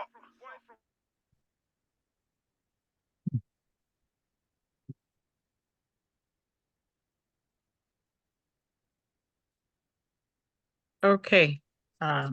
Hopefully you've had a little time to stretch your legs and not much more to go. We have a fun quiz coming up, which we like to do when we have a book launch. A fun way for you to get to know the author. I have put a link to that quiz in the chat. Please participate. We have some books to give away as a prize from Spears. So the first prize winner is going to win a copy of one of our publications by Joseph Fomonom called Africa's Path to Economic Development. And the second prize is going to be a work of fiction by Mary Fossey called Sibi's Adventures in Alatena. So do sign in to participate. I put a link for that in the chat. So do sign in to participate in that quiz. It should be fun. How well do you know the author? So I look forward to your participation. And before we get to that, I want to announce some more purchases that have been made for the book. I want to acknowledge Dan and Carol Abam in Colorado who've purchased 10 copies on the website. Thank you very much. And Alex Ngati, Bankom One Bibila, who's made a purchase of 10 copies. He put that in the chat. He said he couldn't stay long. And also Lula Kamayang, who's made a purchase of 10 copies. Thank you so much for your support. I'm sure those copies will go to many communities to enable them read and enjoy this work. So if you haven't yet done so, please join the quiz. When I share my screen next, it's going to have the quiz and it's going to have the QR code. If you have a phone, you can scan that or just use the link that's in the chat. So let me share my screen.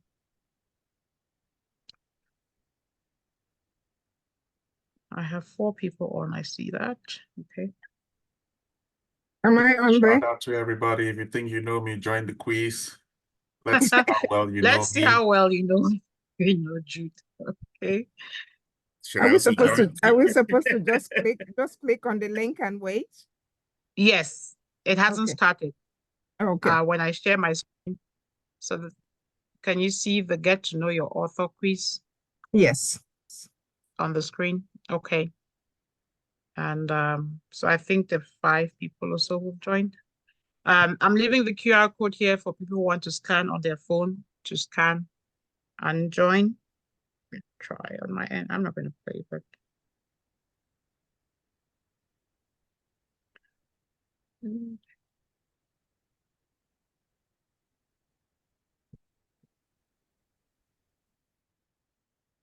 Just a shout out to, again, my family that's here to support me. Thank you all. So glad to see you all. Jude Fokwang, all the way from Boston. Thank you for coming. So proud of you, bro. Thank you, thank you. Join the quiz. Let's see whether you know your small bro.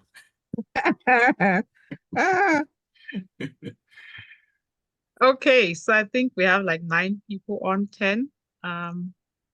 We're gonna get started. Well, there's a code, see? If you are not able to scan, use go to menti.com and enter the code. Let me do that. Enter 87720661. Lillian, could you please type that? Menti.com and the code is 87720661.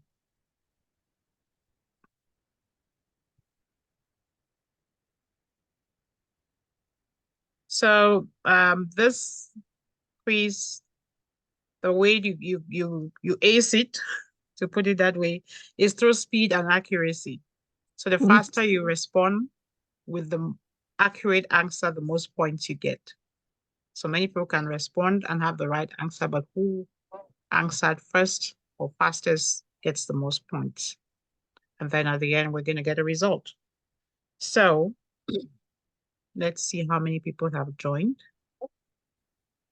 Okay, we have 15 players already, so we're going to get started. Thank you all. Again, remember, speed and accuracy. So first question. Where was the author born?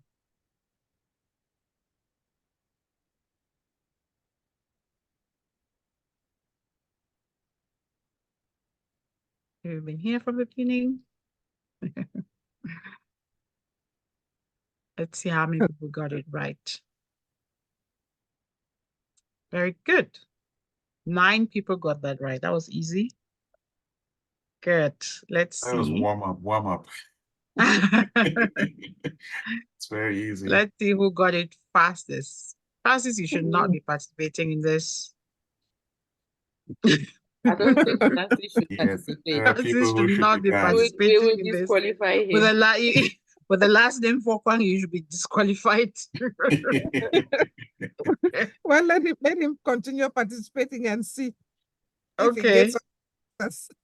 Let's see how Okay, well he let's knows next brother. question.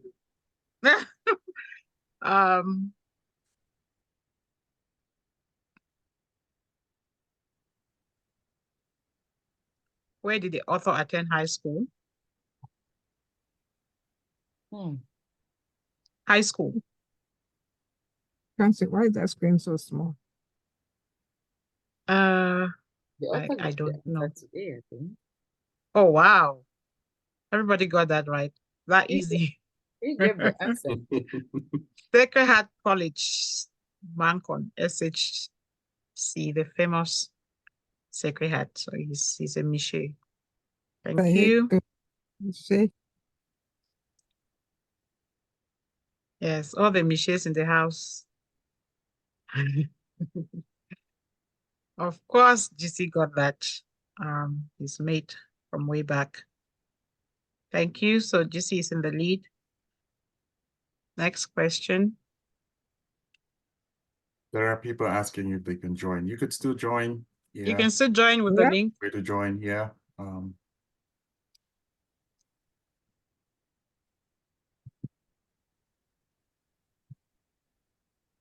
True or false question here.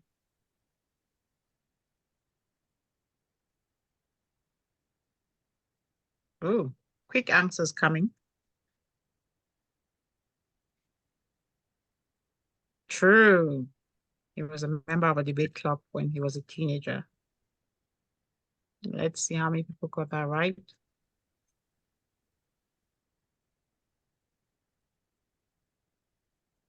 It's like the questions are too easy. I think they are. Okay, Devo, whoever is Devo with the fish is in the lead. But it's not over yet, so more questions coming up. That lead might be challenged.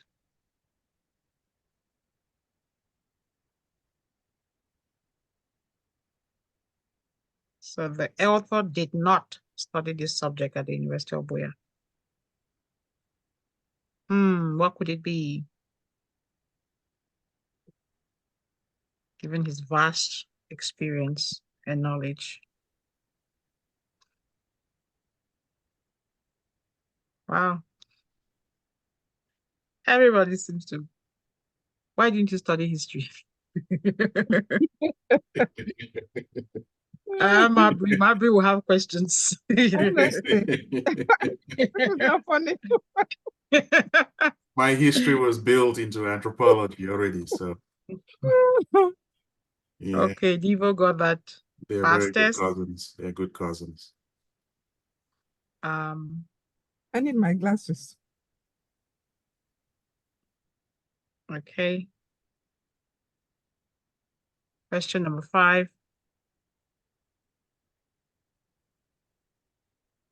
The author conducted fieldwork in this region of South Africa. Where?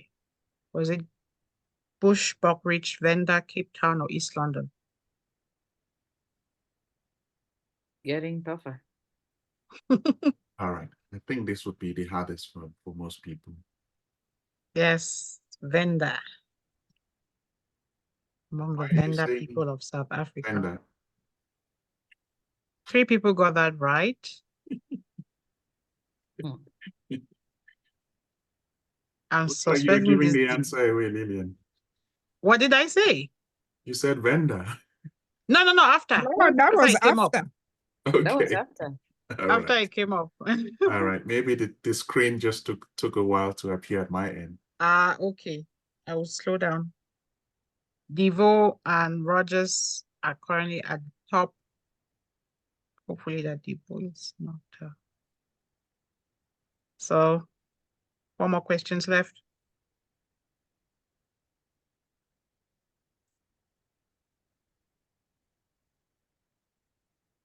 Author's favorite South African band, if you know South African music scene. Wailers, Freshly Ground, Mafiki Zolo, or Black Style. I was going to say Black Steel, like Cameroon.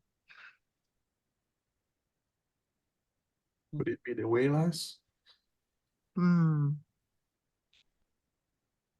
Freshly Ground. Freshly Ground. You know their music. They've been around for some time. Mafik is always quite popular as well, but his favorite is.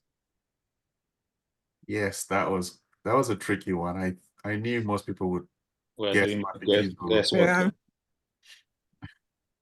So I got you guys there. Now you know Freshly Ground. Francis, you're officially disqualified.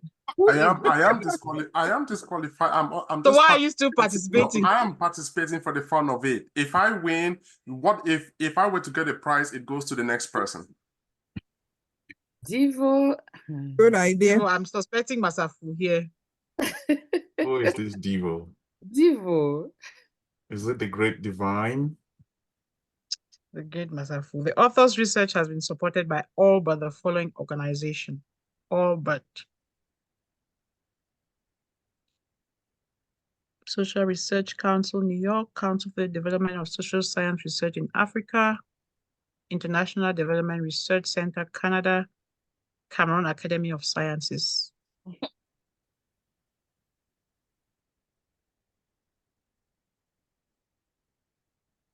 Okay, Cameroon Academy of Sciences is the only organization that has not supported his work. And 8 people got that right. My hand went too fast on that one. It should have been Cameroon. Okay. Wow. Rogers is back up in second place, behind Devo and Ted. And I see Montana as well.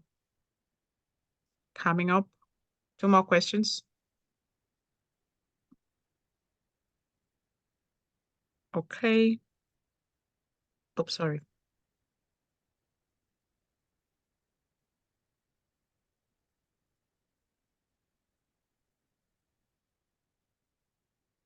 Which associations were studied in the book?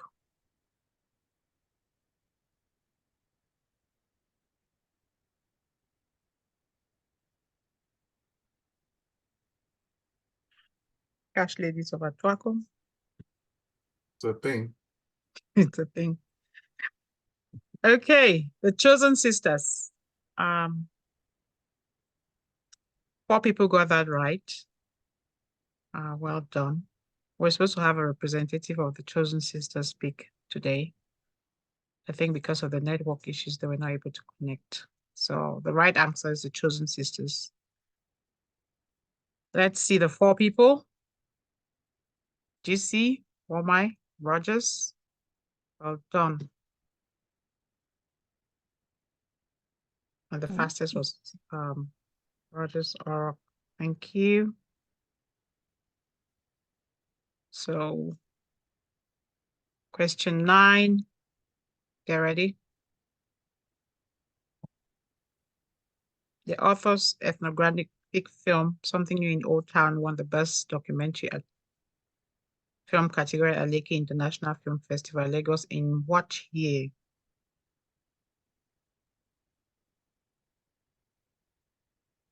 In 2019. That was actually mentioned when he was introduced. 3 people got that right. Again, this is, can Rogers steal the lead right now from Devo? Not quite. But Maverick, whoever Maverick is, was the fastest to get that response right. Final question. So don't rush. Take your time. Get the answer right. Okay? Could be your chance. And lose your speed points. I know. The author's first teaching job was at University of Boya. Rhodes, Stellenbosch, Trent, or Lakehead University. Which one?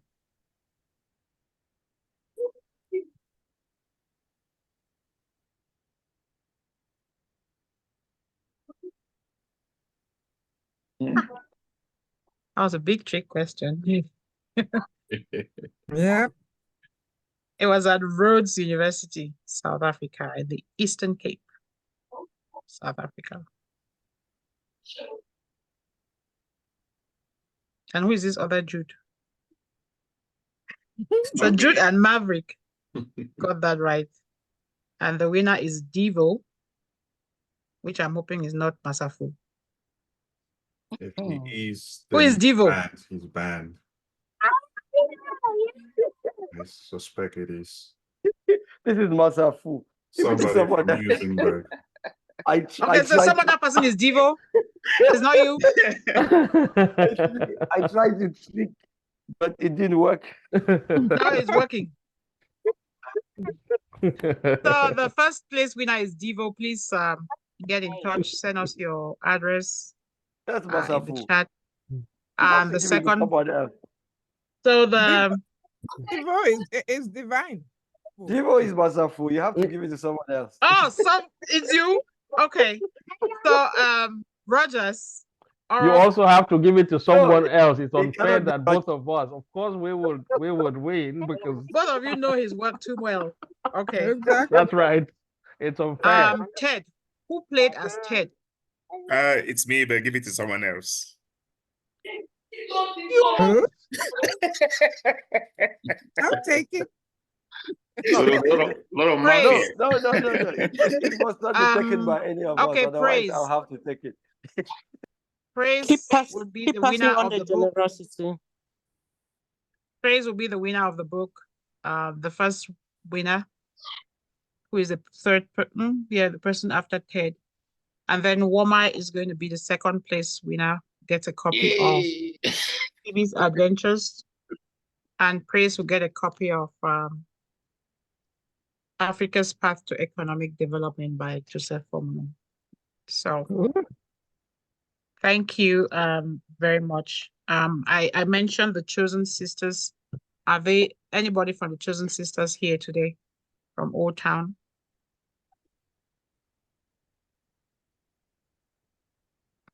Maybe Jude, you want to say something about that group? Sadly, my auntie was, but she passed away years ago. Yes. We would remember her. Thank you. And Cham was her name. She was a member of the Chosen Sisters. Jude, you want to say something about Chosen Sisters? Yeah, Marie was I know you're supposed still to in be touch here. I with think them. she's online. But she's not connected to audio. I suspect she has network issues. She's affected by the internet outage that is affecting the coast of West Africa.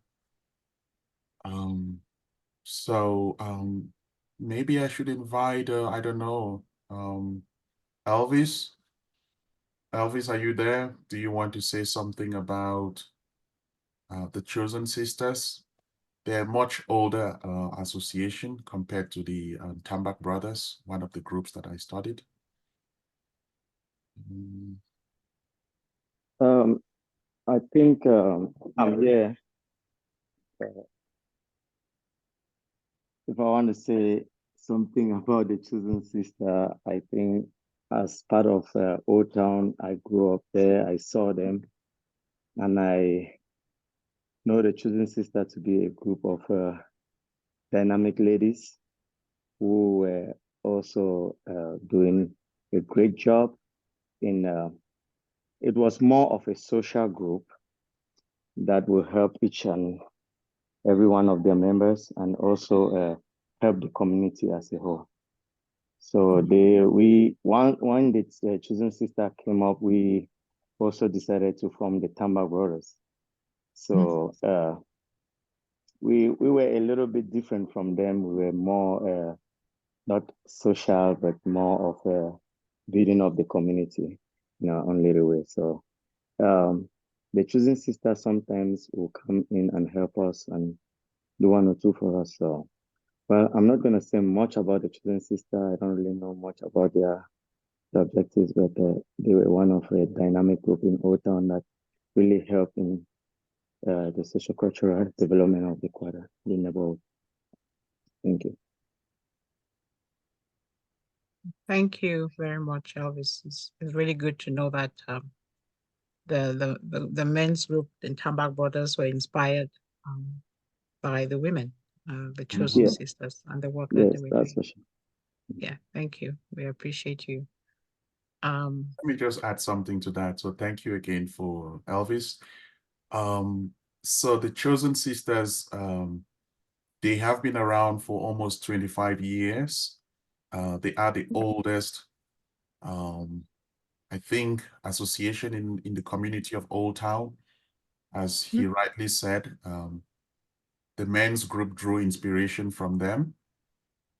They are really dynamic, really wonderful group.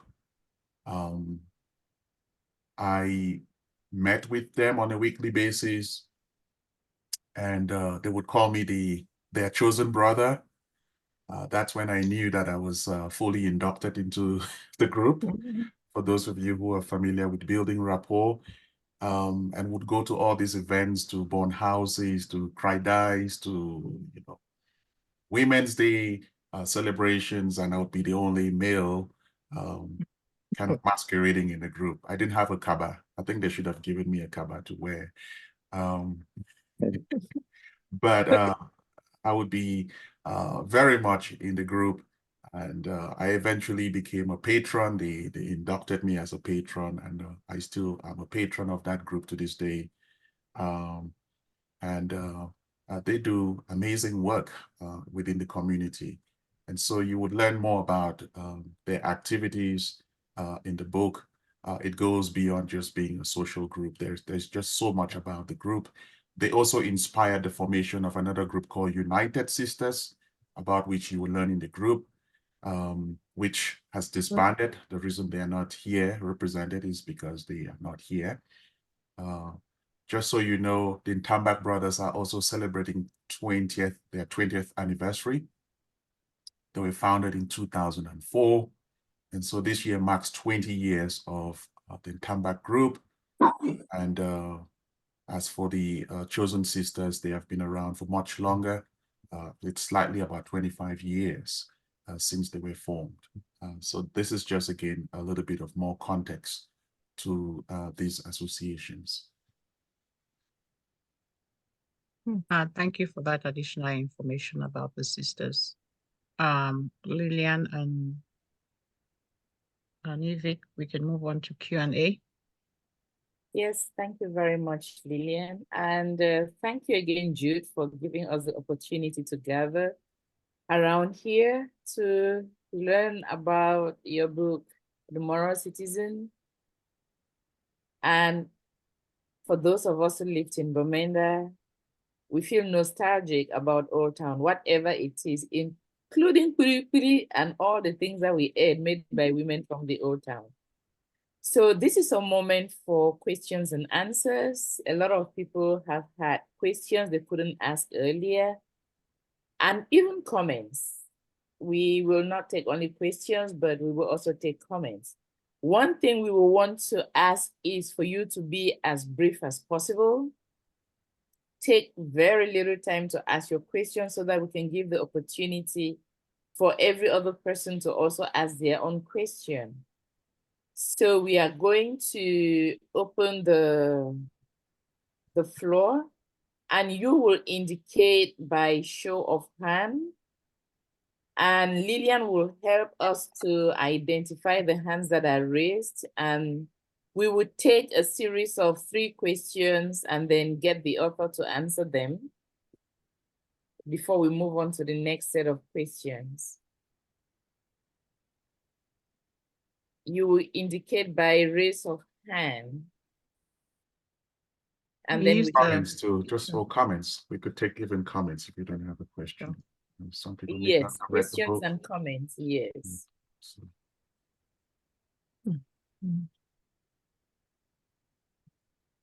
I know Nuga Casper left a message on the chat, and he said, congratulations, of course, and he said it's inspiring to know more about the part of the Northwest region that some of us did not have a chance to experience, to know that from your book. Yes, I'm beginning to see hands in the chat. Okay. But Yeah, we have Let me, Nancy and we have Francis. Nancy, go ahead. Yes, good. I don't know what time it is. Good evening. I'm Nancy. I live here in Germany. I'm a primary school classmate to Professor Jude. We have our WhatsApp forum where we chat. I was so delighted to see that how far my primary school classmate has gone. So I just want to say I'm really, really, really on behalf of the group. I think we have also Mr. Collins, if I'm not mistaken, who is also there. I just want to appreciate you guys for what you are doing. Yeah, I also like to say I will support this book launch with 10 copies, which will be shipped to Cameroon. And I would like to ask, because to my what I've understood, it has to do mostly with maybe university students, or can the layman also read and understand what is in that book, so that I should know where the book should be directed to. Thank you very much. And Lilian, I want to say, if I'm not mistaken, Lilian Dangam, I think we were all in womb together. So it's a pleasure seeing you after some years, many, many, many, many years. Kudos to you all and to all the moderators. Thank you. Yes, Burrowed. Yeah. There was a second hand from Francis before the author comments on. I thought we should prioritize other people. Francis can. Yeah, Francis can wait. Okay, currently there is no other hand. You can comment on that before we move to the next set. And I do have a question. I can comment on also Rogers's question. And then, yeah, and also Nancy. So thank you. I think let me just start with Nancy. This is over 100. So thank you, Nancy, for your comment. I think many people have asked this question, is this book for the layman? Is this for academics? Is this for students? I would say I wrote this book with everybody in mind. You don't have to be an anthropologist. You don't have to be a scholar to read this book and make sense of what it is about. Again, as I said at the beginning, ethnography is a form of storytelling. So if you want to learn about how young people in this community that I lived with for 16 months, how they make sense of their lives, what are their challenges, what are their priorities, how do they see the world, but also how do they seek to transform their world, this book is for you. If you want to learn about personhood, what it means to be a person in that part of Africa, because again, the idea of personhood is something that is culturally constructed. You can also learn about it from this book. So there is so much in it for everybody. So I don't see this book on the shelves of just universities. It belongs to anybody who is interested in not just learning about my work, but also in learning about what it means to be young in another part of the world, and to overcome challenges as you go through the different stages of life. But I think also importantly, there is something which someone commented on earlier, and namely that is really the idea that beyond the kin group, most of our people belong to associations. It is just how we are socialized. If you can think about the ordinary Cameroonian or African, they belong to a multiplicity of associations serving all kinds of purposes. I think out here, they might be referred to as clubs, as associations, whether they're alumni groups, for example, fraternities. But beyond the kin group, people belong to these groups. And it becomes a very powerful support system for us. And to understand the role of these associations and what they do for the individual, but for the community, I think this book really foregrounds that issue. And I think that's where you find part of the subtitle of my book saying that it's an ethnography about young people's associations, which has often not been studied. If anything, I think my work is really one of the first to focus on young people's associations. Other anthropologists, geographers, historians, sociologists have studied hometown associations, ethnic associations, elite associations. I think Prof. Nyamjo is here. He wrote about elite associations, and Rogers too. But this work really focuses on young people's associations as the the transition through the different life stages. So that's the first thing. I hope this clarifies what it means to read through this book. The question that Rogers raised about moral citizenship, what exactly it means. I think you would have to read the book very closely to get a good sense of what I refer to by moral citizenship, but also what morality is. So remember, I focused on a range of associations. The first thing is that I focused on what I call technologies of self-care, things that young people in these groups were doing to transform first themselves, but also their community. So for me, citizenship is understood beyond the juridical, definitions as belonging to a political community. Citizenship is not about you carrying a particular kind of passport, right? Or the ability to vote. I look at citizenship here as participating in the life of your community.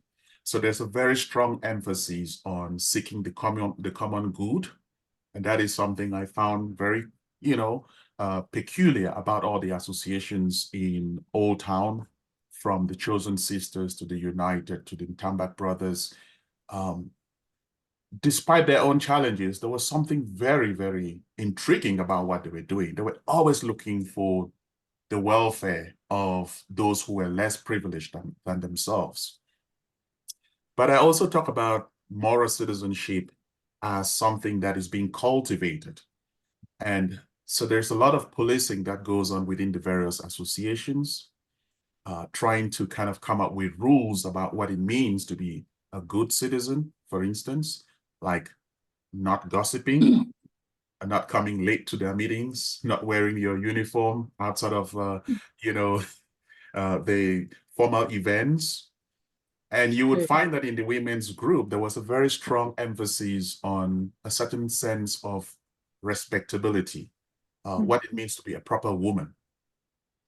And which contrasted very significantly with the preoccupations of the men's groups. So I think you would have to look at it and see that there is some kind of ambiguity around what it actually means to be a moral citizen. And so if you bring that to the political domain, what does it mean to have a group of young people who have taken up arms against the Cameroonian state? I would say that those particular segments, and this is again very unique to men who are not really constituted as associations, they're speaking the language of people who have not been heard. As we know, for a long time, when you protest, when you try to clamor for change or to be heard and you don't get heard, this is what we end up with. So the violence that we are seeing in the English-speaking zones of Cameroon are really an expression of a group of so-called disenfranchised people who have been ignored for far too long, and violence really is their own outlet. However, if we move back to Old Town, would realize that the young people are still doing exactly what they were doing 20 years ago, 25 years ago. They have still been mobilizing, helping the refugees, those who have been affected by the violence from the countryside and coming into the city. COVID, they were at the forefront. So they are still cultivating and practicing moral citizenship. But I think I would want to invite readers to go back into the nuances of that argument to show that there is a certain element of erosion of contradiction built into this moral citizenship. That on the one hand, insofar as it expands what we really mean by being a moral person, there are ways in which it also restricts their personhood and their humanity. And I would not want to let the cat out of the bag. You would have to discover that for yourself. So again, read the book. And although we are launching it, I would love to continue this conversation with everyone. So I will pause here for now so that I can take more questions or even comments. Thank you all for your. Of all the groups between the Northwest and Southwest, what inspired you to target the, Old Town? Supposed to come. That's a good. That's a great question. Thank you. Can we just have the other two hands? Yeah. Also? So we have Thomas Bailey. I need Tom. Go ahead. And then after that, Dr. Mary Fongwa. Thank you very much for giving me this opportunity. My phone is almost running out of hurry, but I just want to congratulate my brother for this brilliant write-up, giving us a brief summary of what is in the book has really inspired me. I think I will follow the link to get my copy as soon as possible to get what is inside there. I just wanted to congratulate you, and on the other hand, I'm surprised I'm your closest neighbor to hear that you were crowned as professor the other day, which I didn't know. I would have been there in the evening to pour a bottle of champagne so that we celebrate together. However, it's not late. I will be over. Hope we're going to see this evening. To Mali, I think your questions were too simple. That made me, I couldn't get any of them right. But however, that was a brilliant quiz, to know much about my brother in some aspects that which I didn't know earlier. So congratulations and thank you very much, for coming up with this piece, to know how life is and how we can improve for people back at home. Thanks. Thank you so much. Thank you very much. Thank you. Really appreciate it. Dr. Mary Fongwa. Yeah, thank you, Dr. Jude Fokwang. I haven't read your book yet, but I plan to do so as I've already ordered my own copy, and your beautiful wife can also add 4 more copies to my charge, and you take that and give it to your best charity. So in all, I've ordered 5 copies. So I'm adding 4 more. My name, you take that and add it to whatever you give to your favorite charity. I want to say that many, many years ago, when an anthropologist, which Dr. Fokwang knows very well, Margaret Reed, who studied the people in Papua New Guinea, nobody knew that many, many years after her work will become a framework for other people. But somebody needs to work with the vulnerable population group, like you have done, to go work with those gentlemen in Old Town, and you have laid a framework that can be used, like one of the evaluators said before. The idea goes beyond the continent. That means you have laid a framework that can be used anywhere where human beings exist. And human beings, we have so much in common, only a few things separate us. And of course, a few things need to separate us, because my name is Mary Fongwa and I'm different from Jude Fokwang somehow. So there are a few things that separate us, but we have a whole lot of stuff that connects us. So you are work with this gentleman in Old Town, maybe we don't know what is going to happen, but many, many years after that, some researchers, some anthropologists, some ethnographic researchers will probably use your framework to study similar groups that may exhibit characteristics of those gentlemen in Old Town. So I thank you so much. And it's only us going to do our own work. If we don't take the mantle and do it ourselves, nobody can do it as best as we can do it. So let's take the shovel, let's take the hoe and go and do our own work. And I thank you, brother, for doing what you have done. You have laid the framework, and many more researchers coming after you will definitely benefit from you. And I join others to say congratulations, Professor Fokwang. You are a role model. Many look up to you and keep shining and making us proud. And thank you. Talk now when we talk. What go nice Prof. Fokwang, I think we can. Okay, can I comment on those or respond to that? Yeah. Okay. Yes. Thank you all. I just want to acknowledge also here the presence of one of my mentors and big brothers, Mofo Hatanga. So if you're there, shout out to you all the way from Pretoria. That's my old neighborhood. Used to hang out in Pretoria. I wanted to, I think I should begin by just responding to, again, Professor Fongwa, who said something very effective about what my work really does in terms of laying this foundation. We can actually do a poll here. Most of the people who are participants here, attendees here, are members of the Cameroonian community or Africans. I can see Tiny from Botswana. You can ask them how many associations they belong to. I don't know if we can do a quick poll. The average person here belongs to at least 3 or 4 or 5 different associations. Associations really shape our lives outside of our kin groups. So outside of your family, your immediate nuclear family, extended family, associations really define and shape who we are, who we become. And when we leave the planet, it is often these associations that come together to say, oh, so-and-so was a member of this association, let's bid them farewell.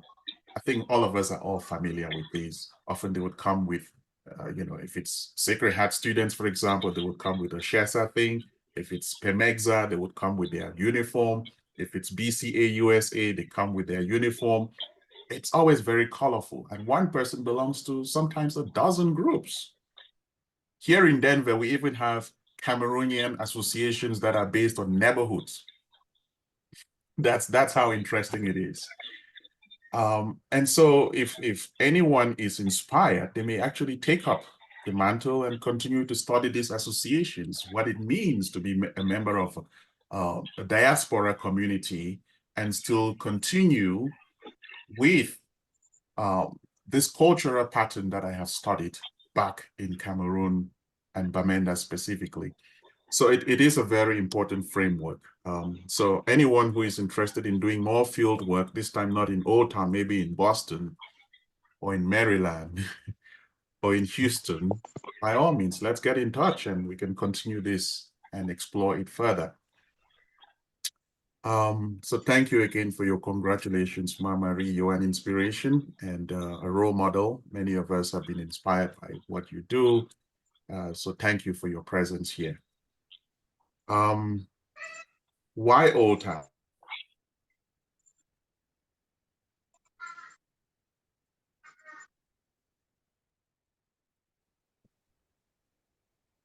No, we can't hear you. Your phone is acting up. Okay. Yeah, we can hear now. Okay. Sorry. So I just wanted to comment briefly on Old Town. Why Old Town?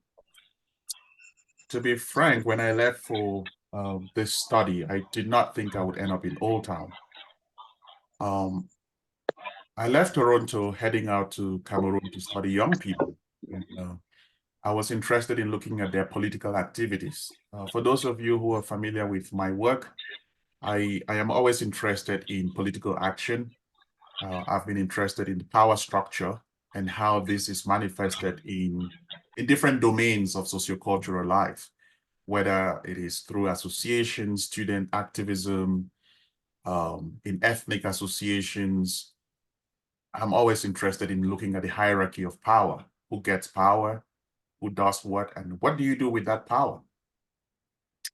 So when I left, I wanted to study young people. And Presby, for some of you who might be familiar with an association, a very old one, it was called Presby, President Bia's Youth.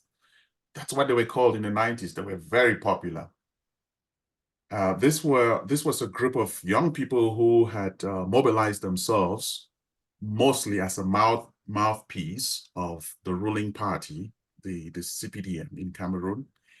And I wanted to kind of really understood what motivated people to be part of this movement, and what did it really mean to be a member of that, political organization. And I wanted to look at it from a whole range of perspectives, just spend time with them, but also look at other political associations like the Southern Cameroon's Youth. There was also the Socialist Youth, which was the youth wing of the Social Democratic Front, a very famous political party. That was really the framework. And when I got to Cameroon, I realized, things are not what they really seem. Presby was on the decline. Other associations were not as easy to access. And, one day, one of those people that I have been spending time with told me about this community in Old Town and about the associations that were there. And he said, you can come with me and I would introduce you to them. And that's basically how I discovered Old Town. By the way, it was not a strange place to me. I used to go to Old Town for outing when I was a student in Sacred Heart in the 1980s.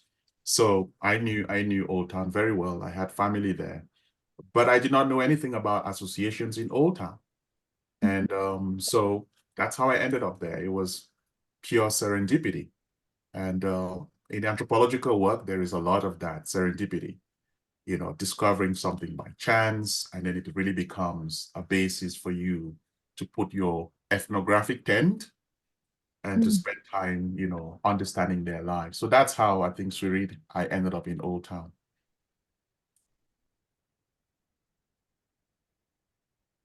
So I think that's, again, my response to how Old Town became a basis for my ethnographic work.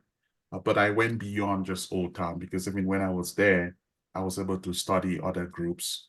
And yeah, I'm happy to respond to other comments or questions as they come along, or even just comments.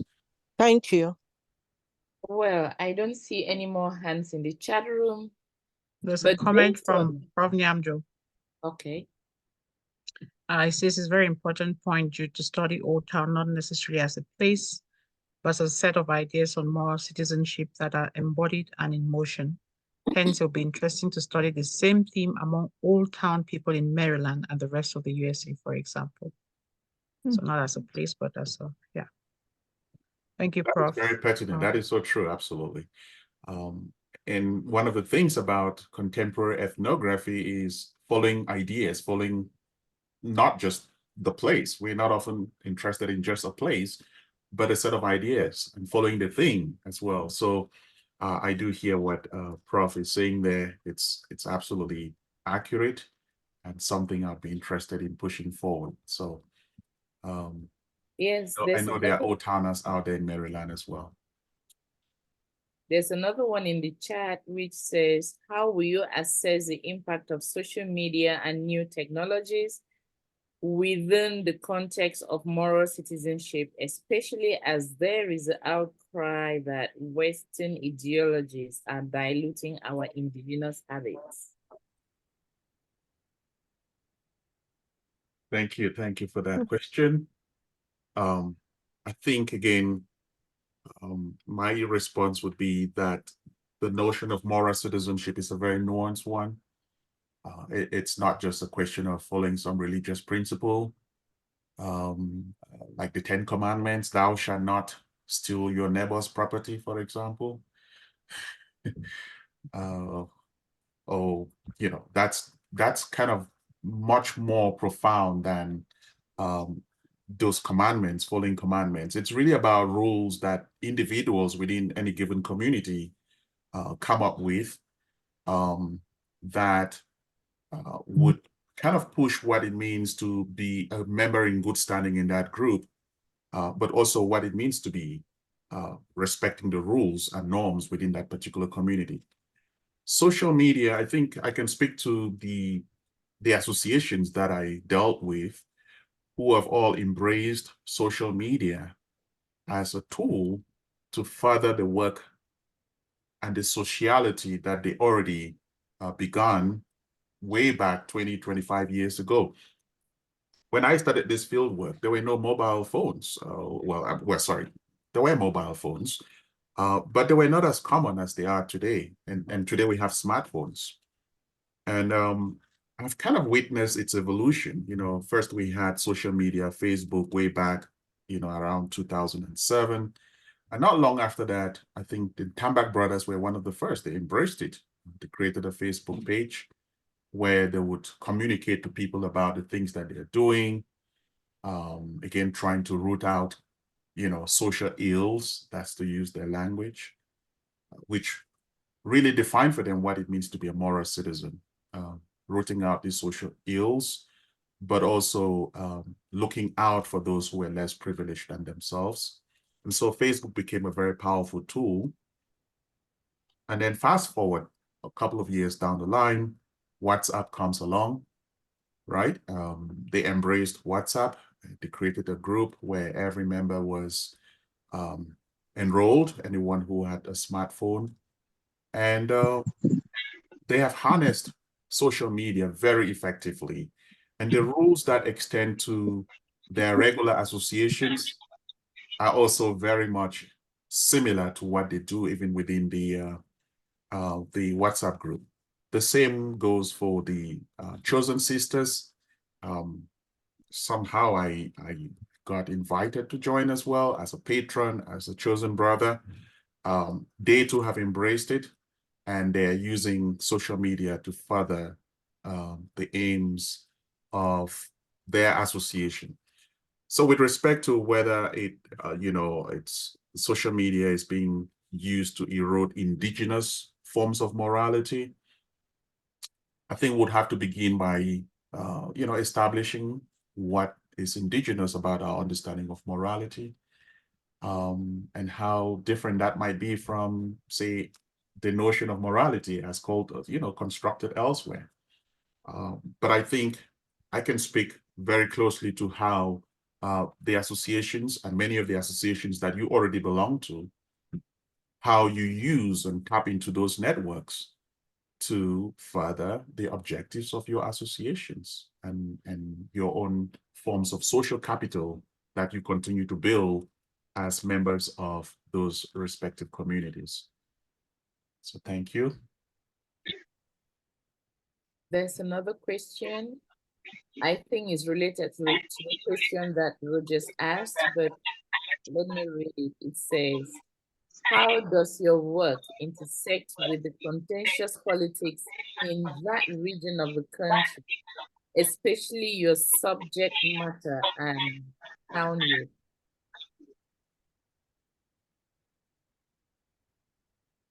That's a very good question. One of the things that is so significant about my work, I think I'm getting some echo. We probably have to meet someone. Can please moderators tech support. So I wanted to say something about I do talk about politics in my text. There is a subheading that I call Bamenda, the history of a restless or a defiant city. For many of you who know Bamenda, it has been the seat of activism in Cameroon. And so there's no way we can shy away from, the issue of politics. Whether you choose to be overtly political or not, politics still has a role to play in your life. There's no escaping from politics. But I can speak specifically to the associations. So in Tambak Brothers, for instance, see themselves as a non-political group. However, I do draw some nuances around their activism and their involvement with individuals who are associated with politics. So one of them, for example, was a very prominent person who was a minister. I don't know, but I'm very late here. We have sound issues, please. Tech support. So please, if you're not talking, I would encourage you to mute yourself. We do have the associations engaging themselves with prominent personalities, whether they are religious like the bishops or politicians who are members of the CPDM, a minister, for example. I think there is a very prominent a minister from Old Town, Mbayu, who has supported this association, the Tambak Brothers, in many ways through cash donations. But the association themselves do not see themselves as advocating a particular political platform.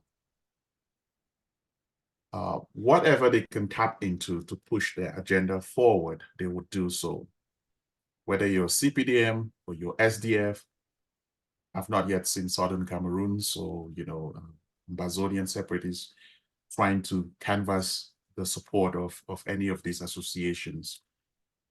But there is definitely some level of intersection there, that as individuals, yes, many of these groups, many of the members of these groups are political. In fact, I don't cover it in my book, but in my other work, which I think I titled Politics at the Margins, I do talk about young people within those associations getting very involved in politics, making different choices, some of which may be at odds with what might be popular in Bamenda, for example. So there is definitely some level of intersection there.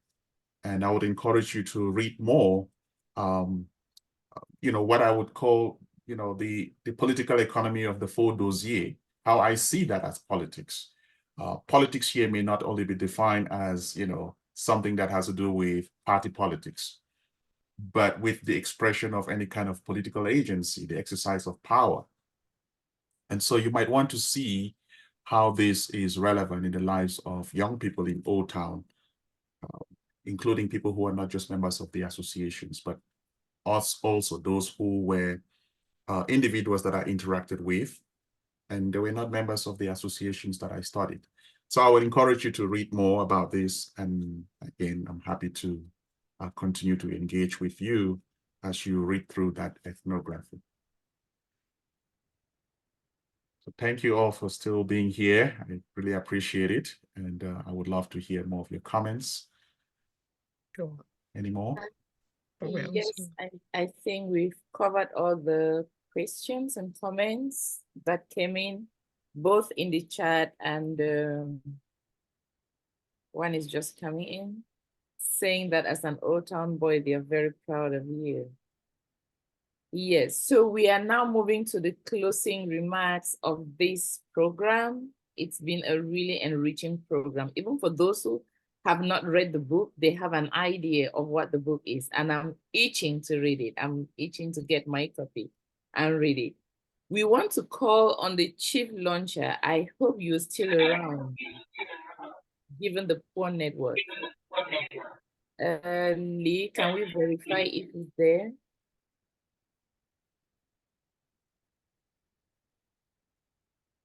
No, he's not. I think he's trying to connect. He's trying to connect. He told me that he texted me. He says he's trying to connect, but if he can't come in, it's there because he of is. the... Okay. All right. All right, we'll give him time to situate himself. He just joined again. We'll give him time to situate himself, and then he can make some closing remarks. But thank everybody who's been here so far and sticking it out with us for slightly over 2 hours. But I'll ask the moderators to give us a wrap with some closing remarks. Then we'll move on to the chief launcher. Yes, thank you very much. It's been a wonderful day. And like we said, this is our first launch of the year. We have many more coming up. There's one coming up on the 30th of this month, and it's going to be mine. I want to steal the opportunity to invite you all to return for that one. And Spears Media publishes books from African scholars and books on Africa. So we are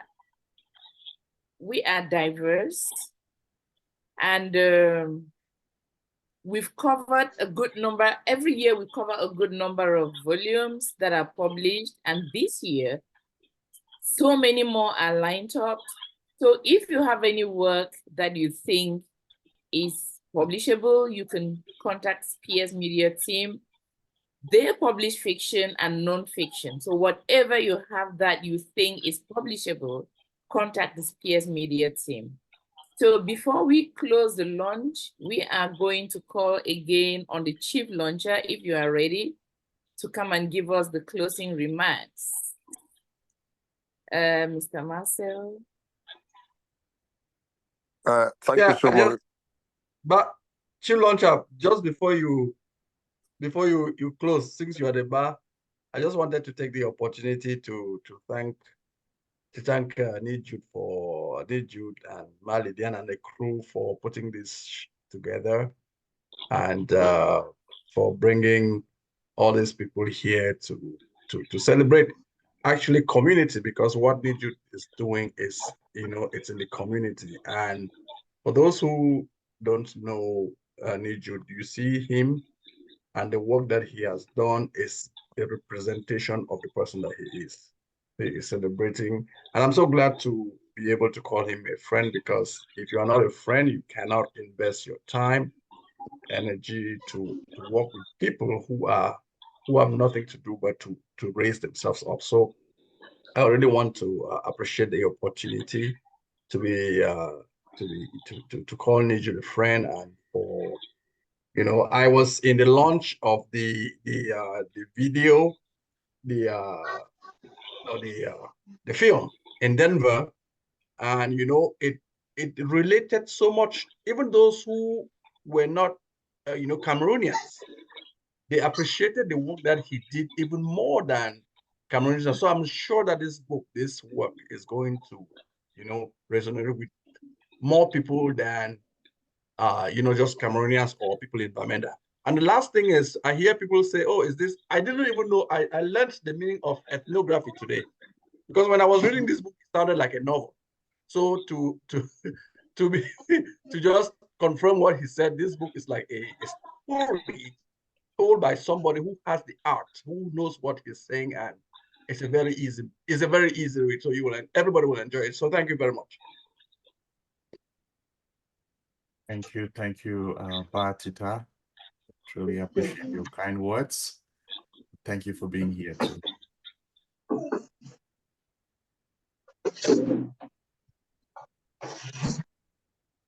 Over to you, Bagumia. I'm sorry, Bakumwe.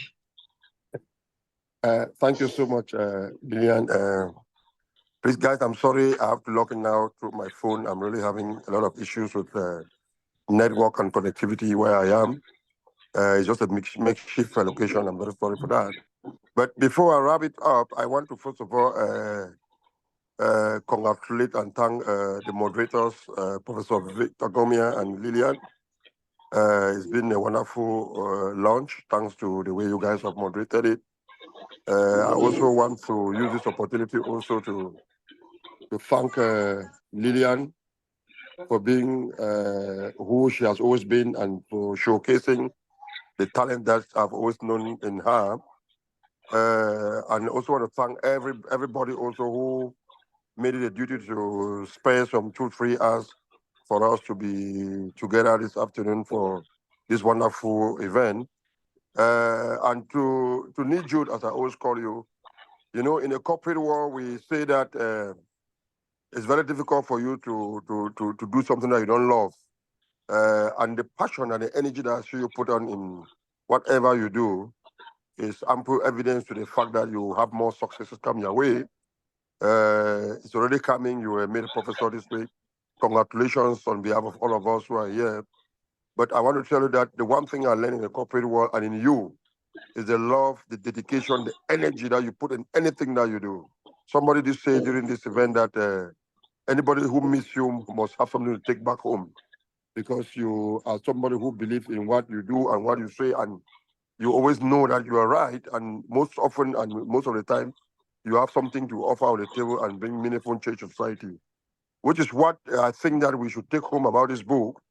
As I did say when I spoke the first time, we should try to, professors, writers, authors, publishers, you guys should try to see how we can take some of these things to the table for people who take meaningful decisions to also consider that you guys have a lot in stock.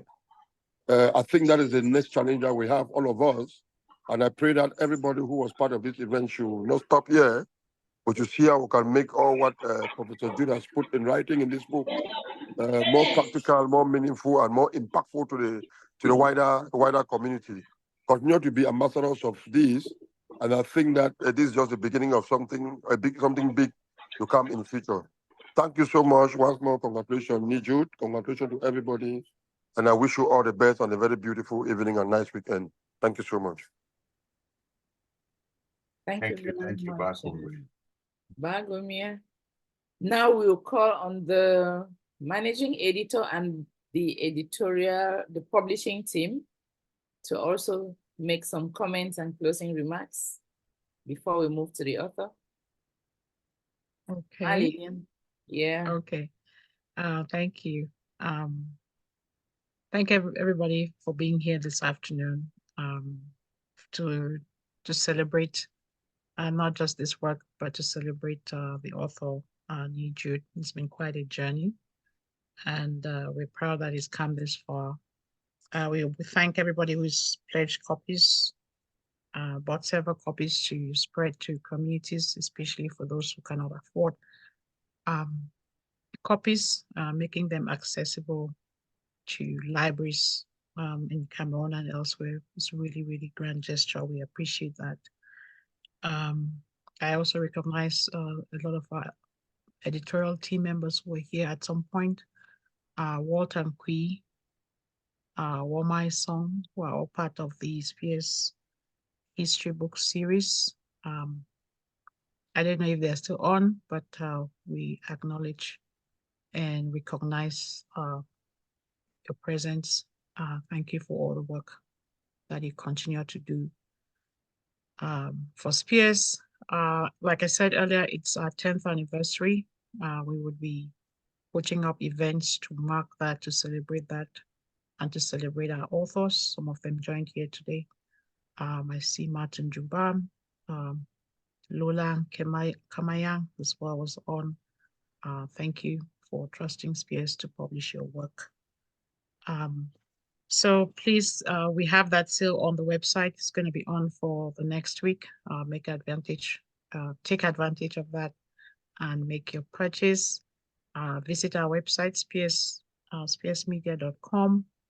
Learn more about us, submission process, and reach out to see if your work can be considered by the press for publication.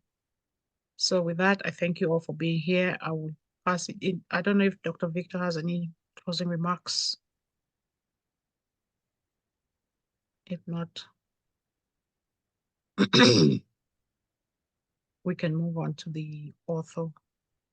But there's some comments in the chat that I think it's very good to take. Nick Jackson says, many thanks for this important work.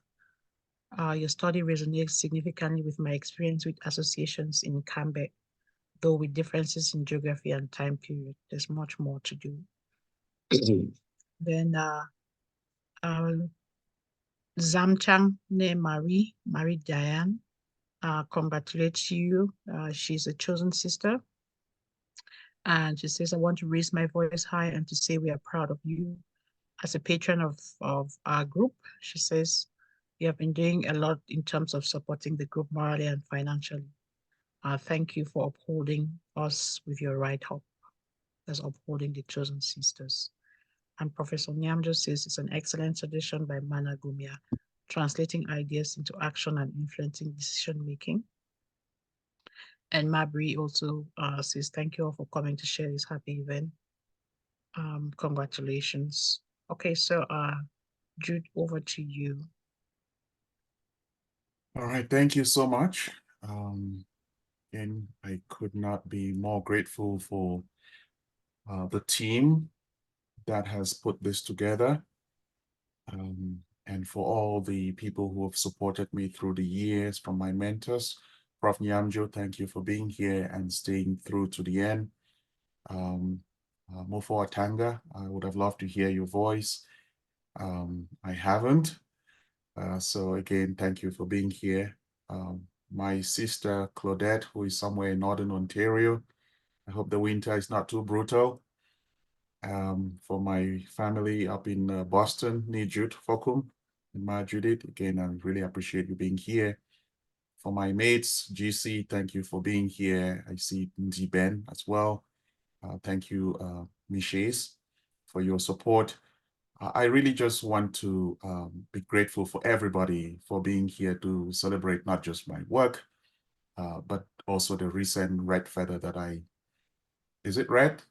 There are other kinds of feathers that are not red. For the recent feather that I just got at Regis, I want to appreciate my Denver community. I can see lots of them here, from Party Long to Ni Ben, who was here earlier. Again, my family, you've been very, very supportive. I can see Nuga Kasper, one of my senior Miches, Oliver Fu, is here. I could not be more humbled by your presence. Thank you so much. And I want to also recognize a good friend, Tiny Diswai, who has been a guest speaker in one of my classes. Tiny, thank you so much for joining all the way from Haboroni. I miss Gaps. I hope I can visit Gaps again soon. I knew Tiny through Divine, my brother, who volunteered to zoom in from Botswana to talk about some aspect of Botswana culture. Thank you for being here. Again, there's just so much. There are 44 people. I wish I could call everybody's name, but I can see Laura Natsim. The Bali people will say Natsima. Thank you for being here. Thank you, Jude. I really appreciate you being here. Swiri, all the way from Seoul. I know it's probably, what, 3 a.m., 4 a.m.? Thank you for staying awake. Congratulations. Yeah, thank you. I mean, I really could not be more grateful for you. So thank you for being here. Nick Jackson, that's somebody who spent time in Cambet. So Nick is in Denver. I haven't seen you in many years. So Nick, please, let's hang out sometime soon. We used to have our lunches before COVID, and then since COVID, we haven't done that again. So thank you for being here, Nick. Thank you.